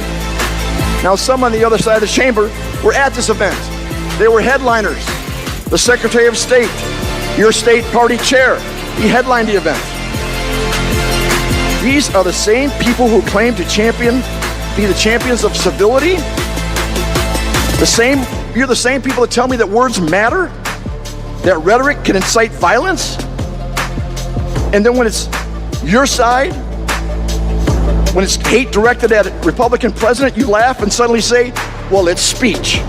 It's a resistance. It's a restaurant industry term. It's art. It's not resistance. It's true hypocrisy.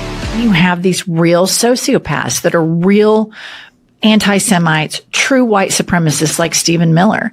And even though he's Jewish, he's like a Nazi Jew. No longer tongue-in-cheek. It is now a full-blown incitement of national chaos by bureaucratic domestic terrorists.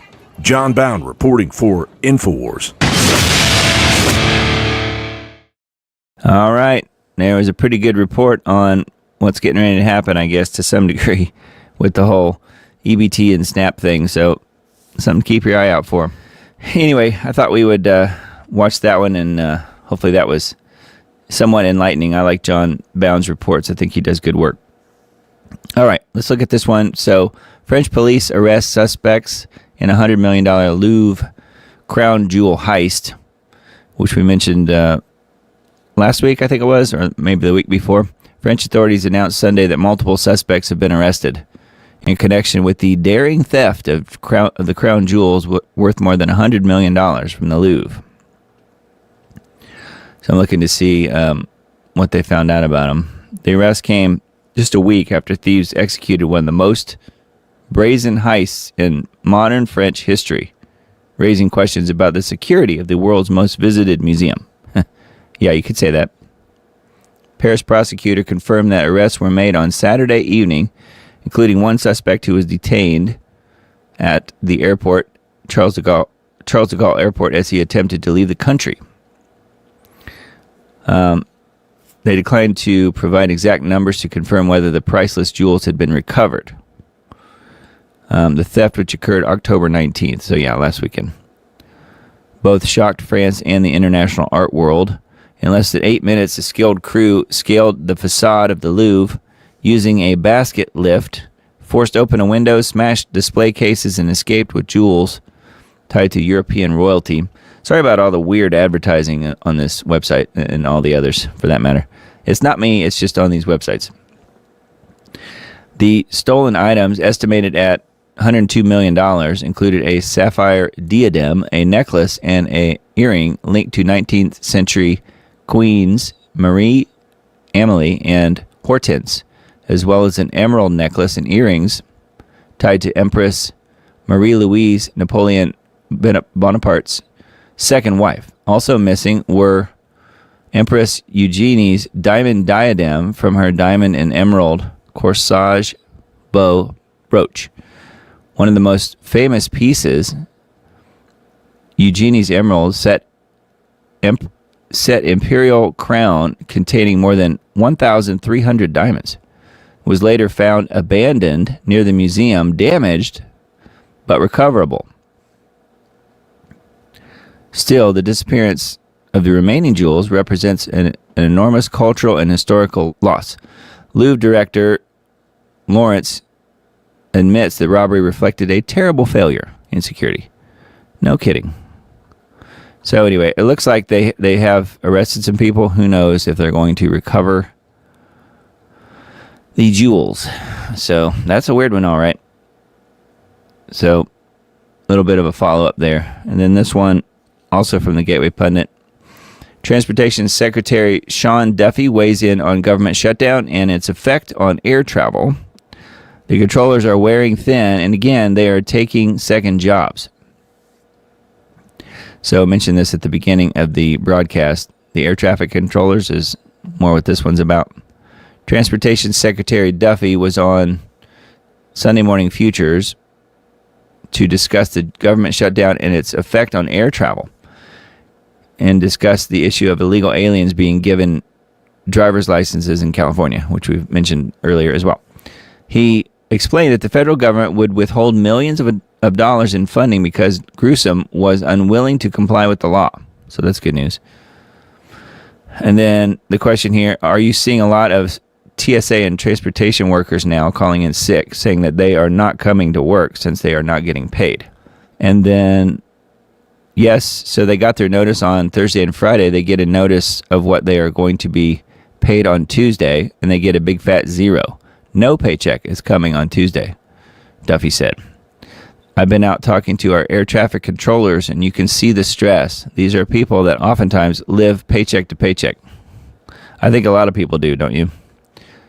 The controllers are wearing thin, and again, they are taking second jobs, he explained.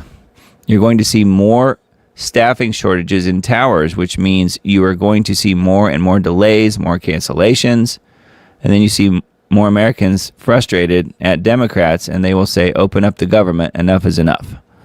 I think people are already saying that, but they're trying to blame it on Trump, of course. Tell me about this staffing trigger. Explain that to us. In other words, people are not coming to work because they're not getting paid. And then we have more people calling in sick, more people not showing up for work, he said. My message has been to the controllers. Show up, that's your job. Eventually, You are going to be paid. But there is real life situations that they are dealing with their families. I was in one of the towers and they were celebrating the fact that the airlines had sent them lunch and are sending them dinner. I don't want air traffic controllers going to a food bank, Duffy said. So yeah, this is going to all be kind of hitting the fan, the proverbial fan this week as far as the air traffic controllers. So if you guys know people that fly a lot or travel quite a bit, maybe let them know to keep that in mind, because it could be a lot of delays and things like that. And I don't think it's going to be shut down completely as far as air travel goes. I don't really see that happening, but there will certainly be delays depending on where you're going. So pretty interesting. That one's a Gateway Pundit article. I've got a couple InfoWars articles too I wanted to mention. Chinese nationals arrested in Georgia for attempting to buy black market uranium. A trio of Chinese citizens busted in Tbilisi, I guess, for allegedly attempting to illegally purchase 2 kilograms of uranium. The Republic of Georgia, not Georgia the state. An entirely bizarre and alarming story emerging out of the Republic of Georgia. The country's state security service announced Saturday that 3 Chinese nationals have been arrested for allegedly attempting to illegally purchase 2 kilograms of uranium, nuclear material. So, wow. They intended to buy the uranium for $400,000 and smuggle it to China through Russia. So how about that? Anyway, they were busted. So that is an InfoWars article. And then just in, Trump begs pregnant women not to use Tylenol, says the MMR jabby should be 3 separate jabbies. And there's further information here. That's interesting that he's come out and saying this. He'd been saying that, I guess, for the last few weeks on the whole Tylenol thing. And then you saw women, literally going on TikTok and other social media and taking those Tylenol doses even to excess, just to harm, trying to prove Trump wrong and saying that it's not going to harm their kid, it's not going to give their kid, autism or whatever they're blaming Tylenol for. But of course, it's a little too early to tell for sure, but they were doing that just to spite Trump, of course. He wrote, pregnant women, don't use Tylenol unless absolutely necessary. Don't give Tylenol to your young child for virtually any reason. Break up the MMR into 3 totally separate ones, not mixed. And so on and so forth. So who knows what... here's the video here of the pregnant women taking Tylenol. Who knows where that's going? I don't really... Tylenol was a convenient excuse here, but you guys know most likely what I think the real reason for autism is. And it has more to do with the stabbies than it does. I'm not saying Tylenol is not innocent, but they admit that pregnant women shouldn't be taking it. So that's not really a huge new thing to me, but it is interesting that Trump's out there saying these things about the other SHOTs. Pretty wild. That's an InfoWars piece. And then, not the B article, watch this giant fish tank bust open and flood a Chinese restaurant with live fish. Well, you wanted to see it. It's true. The tank popped like a balloon and suddenly the fish were loose. Look at this. That's a huge tank. The whole side just comes straight out, collapses down. It's made in China. The tank was reportedly newly installed, though I somehow doubt they'll be using the same contractors to put it back in place. The management, meanwhile, wanted to ensure that terrified customers came back. The restaurant owner said all customers were allowed to leave without paying after the incident. You don't suppose. I'm looking to see if it says how many gallons it was. It doesn't say. Astonishing footage shows unsuspecting staff going about their day before the plastic cage breaks, flooding the restaurant and unleashing a chaotic swarm of fish. As the floodgates open, live fish are sent darting along the current and into the dining area. So there goes. That is wild. So, yes, things could be worse. That could have happened in your living room. That would be bad. Anyway, that is a strange one, too. Kind of a strange night tonight. Vaccine impact. AI developers are realizing that AI agents cannot replace humans. AI not comparable to humans or even animals. So we've had a lot of AI discussion tonight, and I thought this was funny. This is a good example. This is cat versus drone. So for you cat lovers out there, this will make you feel good, especially if you don't like drones. So you can see the drone and the cat and the dogs, and the cat just swats it out of air and knocks it down. That's pretty good.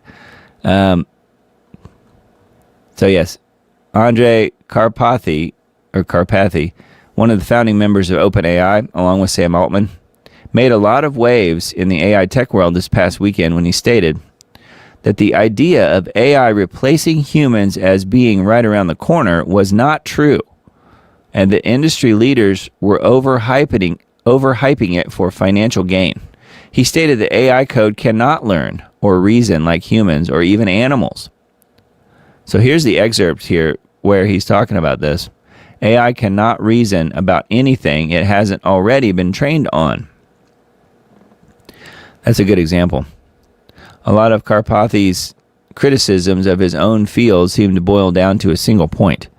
As much as we like to anthropomorphize large language models, they're not comparable to humans or even animals in the same way that they learn. So I think that's good news. I hope that guy's right. AI agents not replacing humans. Robots will replace humans as a lie, is what they're saying here. So who knows if that's actually true? I mean, I think it's probably in the middle somewhere. I think that, I don't know about robots, but AI probably will replace certain jobs. I think that's kind of a given, but it may create other jobs. So it's really hard to say. That's a vaccine impact article. And then GeoWatch for this week, we have Global Alert News for October 25th. Scientists say dimming the sun could spark global chaos. First half of 2025, most expensive for weather disasters. Farmers raise alarm after key crop becomes almost impossible to grow. Critical Florida corals now functionally extinct due to off-the-charts ocean temperatures. And welcome to Weather Warfare. The latest installment of Global Alert News is right here. So yes, that is Dane's newest show on GeoWatch, geoengineeringwatch.org, and then the scheduled weather for this coming period of time here, November 1 to 5, November 1st to the 5th. So we have the split down the middle, the hot side hot, the cool side cool, just like we always do. It just varies as far as where the split is, where the hot side is, where the cool side is. We're going to be a little cooler here, I guess, where I am. And then if you're out west, you're going to be nice and warm. Toasty warm. Anyway, that is, again, November 1st through the 5th on the scheduled weather. And note that this split down the middle and hot and cold side is completely unnatural. Mr. Dane talks about it all the time on GeoWatch, on Global Alert News, but also on many of the other articles and videos that he puts out. Anyway, make sure you're on the GeoWatch newsletter list if you're not already. Free sign up right here. Here's the button. And, yeah. And then what else we have here? climateandeconomy.com. I usually mention this site just because they do have a lot of really good climate-related headlines, stuff that you don't really see in the mainstream, meaning even mainstream alt media, not necessarily. Talking about intensifying summer heat, and scientists in Switzerland say 1.5C climate change goal is out of reach. Dane would say that we're already past that. I'm pretty sure. August in October, warm terral wind brings record high temps in Spain. So, wow. Here's 1 year on, Valencia floods buried in mud still. So anyway, flooding and All kinds of crazy weather. South Korea's fishermen keep dying. Is climate change to blame? Weird. So yeah, lots of flooding stuff here. And then some stuff here about the animals and how they're disappearing in the ocean. So yes, heavy rains. Critical Florida corals now functionally extinct due to off the charts ocean temperatures. So anyway, there is further information to be found there on climateandeconomy.com. It's a good site. And then I wanted to mention this. This is something I mentioned last week. Watch. This is a video from this meeting. King Charles becomes first head of Church of England to pray in public with the Pope. Now, we won't say who they're praying to, but you can imagine. So I have this muted just because it's mostly really loud pipe organ. And the way that they cut this video, it makes it hard to, really even make heads or tails out of it. It's sort of annoying. So just going with the visuals here. I don't know. It says here that they're praying together, and maybe so, but I don't think it's in the traditional way, at least. They're not exactly right next to each other very often, and they're singing these hymns. And then Charles and Camilla are down at the end here. I'm looking to see if they have any other video here of them doing much other than just walking together and stuff. But yeah, first head of Church of England to pray in public with the Pope. So the soon-to-be Antichrist is also the head of the Church of England. And I don't think that's an accident, do you? In a historic moment, King Charles has become the first head of the Church of England to pray publicly with the Pope. This marks the first time in nearly 500 years since the Church of England's split from Rome that the leaders of the Catholic Church and Church of England have prayed together. So you can see the significance, or maybe not so much, on that. And then this is the other video clip. I thought this was more silliness. King Charles and President Zelensky inspect the Guard of Honor. They're inspecting them. No, they're just walking between them. Zelensky, what does he know? Anyways, he's an actor. But there you have it. So Charles met with Zelensky, I guess, in the last few days. King Charles has greeted Ukrainian President Volodymyr in Windsor, and it comes as the Prime Minister hosts leaders, including Zelensky, in London for talks on how to increase pressure on Moscow to boost Ukraine's defenses. So anyway, that was the meeting of the minds, the other one. So he's meeting with Zelensky, but he's meeting with the Pope, all in the same week. And if you, I brought this up just because this is a good graphic, and I don't usually have it queued up here where I can show it, but this is one of those things that, to me, is very convincing, and take it for what it's worth. This is gematria in English and Hebrew that prove that Prince Charles of Wales, or Charles Prince of Wales, adds up to 666. And not only does it do that in English, it also does that in Hebrew, which my Hebrew is a little rusty, but this apparently is what it looks like. And all the symbols are over here and the numbers that are associated with it. So you can go through and figure it all out if you want to. But the work here is already finished. And Prince Charles of Wales, or Charles Prince of Wales, adds up to 666. And that is one thing that I pulled up here. He also has the family crest, or I should say the Prince of Wales crest that he has, that has many of the same things that the Book of Revelation talks about, emboldened there, embedded in that picture.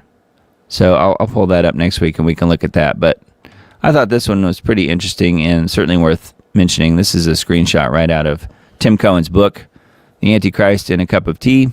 I think he does a pretty good job of explaining and pinpointing the fact that Charles is indeed will be the biblical Antichrist at some point. Now, this book was written in the 90s, published in the 90s. So that message has been out there for a long time. I think it's just taken a long time for people to catch on, and people didn't really pay much attention until he became king. So anyway, something to have a look at if you're interested, but that is something that I'm watching very closely as far as what Charles does and where things end up, because it does seem to me like he's a pretty old guy now, so it's probably going to happen pretty soon, I would think. All right, I thought this one was weird. Look at this, another weird one. Vatican high altar purified after man urinates on it. So, yeah. Pope Leo ordered the purification of the high altar at St. Peter's Basilica after an unidentified man was caught urinating on the altar of confession above St. Peter's tomb during Mass on Friday, October 10th. The Vatican gendarmes intervened immediately and took him away. So here he is here. He's got his pants down and he's publicly urinating on the, on the altar of confession above St. Peter's tomb. So I think we're living in the end times. What do you guys think? For someone to do that, and whether, whatever you think about the Catholic Church, it was St. Peter's tomb. So I don't know. The incident occurred in full view of a large crowd with footage circulating widely online. I didn't see it anywhere but here, but apparently it's out there. He was promptly taken into custody by plainclothes officers and escorted out of the church. Says as of the week of October 14th, he still remained in custody. So, and the site where the Pope typically performs Catholic Mass was temporarily closed to the public on Monday. Prayers and psalms were said as holy water, there's a joke there, as holy water was showered on the altar. The guy had his own holy water, didn't he? Or unholy water. Yeah. It says serious acts committed in a sacred place that cause scandal and the faithful are considered violation of the site's holiness. When this occurs, public worship is suspended until a penitential rite is performed to restore the church's sanctity. So, apparently, a little bit of spick and span doesn't exactly fix the problem. So that is kind of interesting. And a couple other Israel 365 articles tonight. Trump's 48-hour ultimatum, Hamas stalling on hostage bodies as ceasefire hangs in the balance.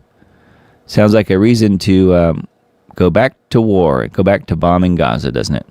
President Trump issued a stark warning to Hamas on Saturday, declaring the terror group has 48 hours to begin returning the bodies of deceased hostages or face consequences from the international coalition that brokered the ceasefire.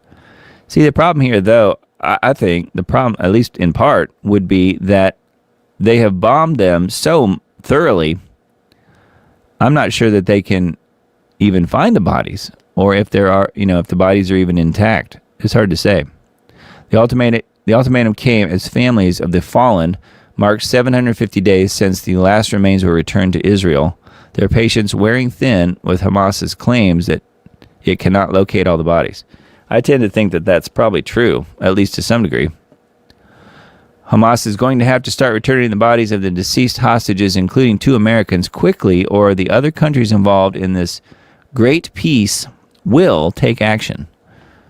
Trump wrote on Truth Social during the refueling stop in Doha, where he met with Qatar's Emir and Prime Minister. Some of the bodies are hard to reach, but others they can return now. For some reason, they are not. Okay, well, maybe they do have some, and they're just holding back. I don't know why they would, but apparently that's still ongoing. And yet, further reason to go back to bombing them again, I guess. I don't know. And then this one I mentioned a little bit ago. This is also on Israel 365 News. I wanted to see what they said about this. Steve Bannon proposes a Christian state of Jerusalem Yeah, a 3-state solution. Talks about what he said, which we kind of covered that already. I wanted to see what they say about this, though, because I don't think they would like it, do you? Bannon's advocacy for Christian state component emerges from his critique of what he calls the Greater Israel Project and his belief that regional architecture must change. He stated the Greater Israel Project destroyed Israel, and this is why now you have to go to a 3-state solution. In proposing a third state beyond Israel and a Palestinian entity, he frames it as a protectorate for Christian heritage and as a geopolitical buffer. But the proposal faces immediate practical and ideological hurdles, not least the lack of clear territorial basis and the challenges of sovereignty, demographics, and legitimacy. One could imagine that the seat of such a state being in Bethlehem, Beit Lechem is the name, I guess, in Hebrew, area, given its historical Christian significance, though Bannon himself did not specify that location. The Bible instructs clearly that the land given to Israel has enduring significance. Talking about Deuteronomy 11:24, every place on which the sole of your foot treads shall be yours. In the context of prophecy and national identity, the land the sages refer to is not merely negotiable real estate, but is tied to divine promise. The impulse behind Bannon's idea from a Christian Zionist lens resonates with this notion of biblical inheritance and partnership. At the same time, the Bible warns of divided alliances and competing sovereignties that can lead to fragmentation. The sages emphasize that unity under rightful jurisdiction matters for the stability of the land. He's been widely accused of promoting a form of Christian nationalism. For example, Bannon told journalist David Brooks of the New York Times, "What I say is, it's a hard weld with Christian nationalism." Critics argue that his rhetoric calling the Christian movement in the Judeo-Christian West an unstoppable force aligns with Christian nationalist ideas that state the church should merge. These accusations complicate how the Christian state idea is perceived, especially by Christians and Jews concerned about mixing national sovereignty and religious identity. So anyway, there's a little bit more here on this article. I thought it was kind of interesting. I wanted to see what they were saying. They're not specifically negative about it, I guess, in this article, but yeah, they're just reporting on what he said mostly. 3-state solution. All right. So this is the big story personally for me this week, and many of you guys already know about this. So I wanted to mention it tonight because Richard was a personal friend of mine. I've known him for quite some time. We started working together on Lost Arts Radio and formed Lost Arts Radio, just he and I. At the end of 2014, I was kind of reminiscing and thinking back on it. And it was at the end of 2014, October or so, I think. And we did the first live broadcast at the beginning of January at some point in 2015. So Lost Arts Radio is no more. It's over because Richard Sachs has made the jump to hyperspace, as I like to say. And I will miss him. And I know many of you guys who are out there who listen to Lost Arts Radio and appreciate his witty way of interviewing people and his knowledge on really everything, especially health-related stuff, but politics and everything else. He and I were like, I don't know, like brothers from another mother, as you might say. We were very much in sync with our political leanings and what we think about the world as far as politics, not religion, but politics. And he was very pro-God and pro-Jesus and liked to hear people talk about Jesus and God. But he, even to his dying breath, as far as I know, was not a believer in Jesus Christ as far as Jesus being the Son of God and that he died for his sins, just like he died for my sins and your sins. He wouldn't take it that far, but we had many a discussion about that very thing. So I hope when it came down to it last week on Thursday, when he passed away, I hope he made that decision as he was closing his eyes to say that, yes, Jesus Christ is my Lord and Savior. I hope he did. Because I loved Richard, and I know many of you guys out there really liked him as well. And I'm going to miss him. He had been very, very ill for probably the last 3, maybe 4 years. I knew about it probably about 3 years ago. He hid it really for about a year, and then I was noticing on video he was starting to shake. And he later on kind of admitted to me that he had what he called Parkinson's-like symptoms. So it was that, but he also had some gut issues going on where he could barely eat anything. And I spoke to a lady yesterday, I think it was, that knew him really well because he rented a room in her house.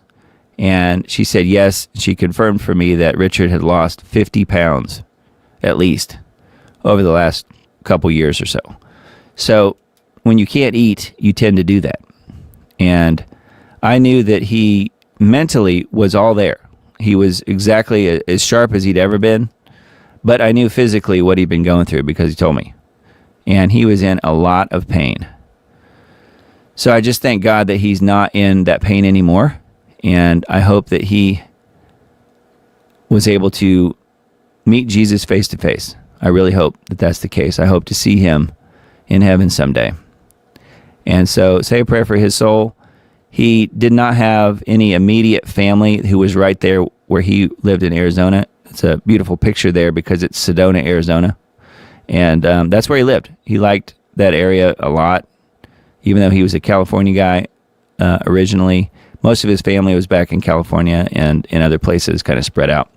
But he did have a few family members, and one of which I have traded emails with and talked to, and the lady who was his landlord as well. So I don't know a whole lot of people in his life other than I think I was one of his better friends because I talked to him several times a week.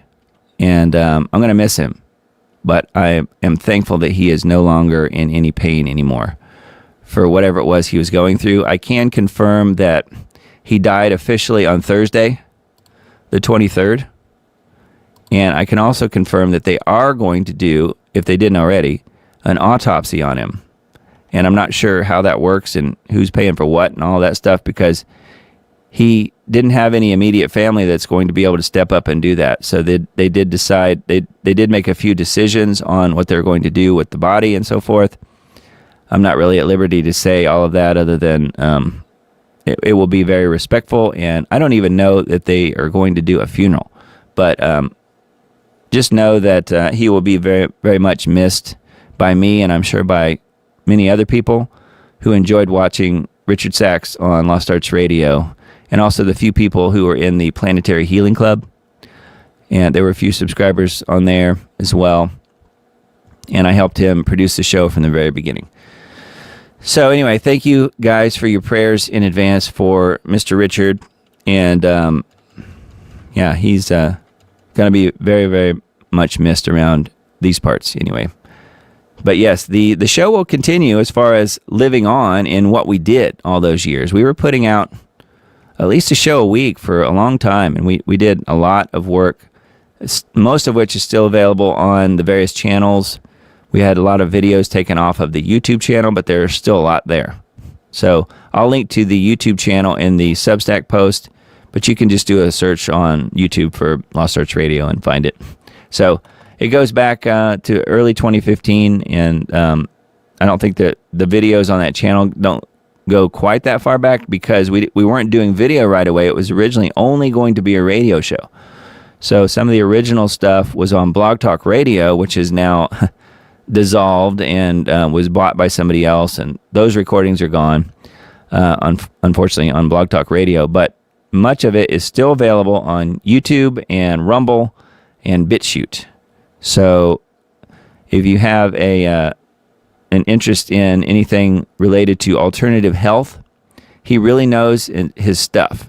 And even though it was a health crisis that he ended up with there in the end, he still really had a lot of really, really good information. And he tried to do everything he could, every protocol imaginable, to try to heal himself, and nothing worked.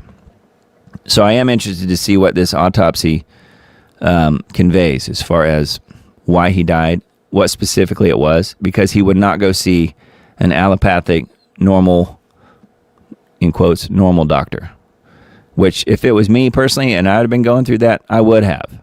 And many of you guys would have as well. But he was just that type of guy. You know, he was officially a doctor. He was a PhD doctor. And they always say doctors are the worst patients. And that was certainly the case for him as well. So anyway, I wanted to say thank you to Richard and just mention again, Lost Arch Radio, if you guys are interested in really good health information and really good political stuff. We talked about everything. And I was on the show a little bit with him, but it was mostly him. And I was doing the behind-the-scenes stuff, the production part of it. It was mostly him interviewing other people. So that's what made it really interesting. He always picked really incredible guests, talking about everything from the Constitution to, you know, VAXXs and everything in between. So anyways, blessings to you all, and thank you guys for being here with me tonight. I will leave on that note, but yes, you can find the Diamond Report on many other platforms like Rumble and BitChute and Brighteon as well. You guys know the drill, but it's Diamond Disc pretty much everywhere else. But thank you guys for being here tonight. I'm going to call it for tonight, and we will catch back up at some point. Be watching, if you're on the Substack, be watching for an email about new time, thinking of leaving it on the same day, but new time as far as the start time for the Diamond Report Live, if you're interested in being here live. So thank you guys for being here with me tonight and hanging out and going through the news with me. I always enjoy that. And thank you for putting up with my crazy voice not working 100% yet this week. I think it'll probably be okay by next week, but it's been one of those lingering things for me for whatever reason. I feel fine. It's just my voice isn't 100%. So my apologies for that.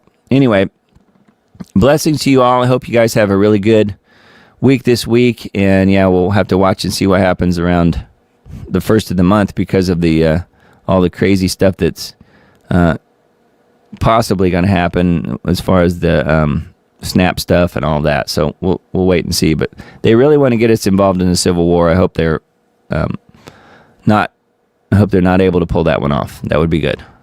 So anyways, yes, again, blessings to you guys. Make sure you have Jesus in your life and keep your family close to you as well, because I believe personally we're in the end times and we don't have that much time before Jesus Christ himself comes to return and fulfill the rest of prophecy, comes to fulfill the rest of Scripture.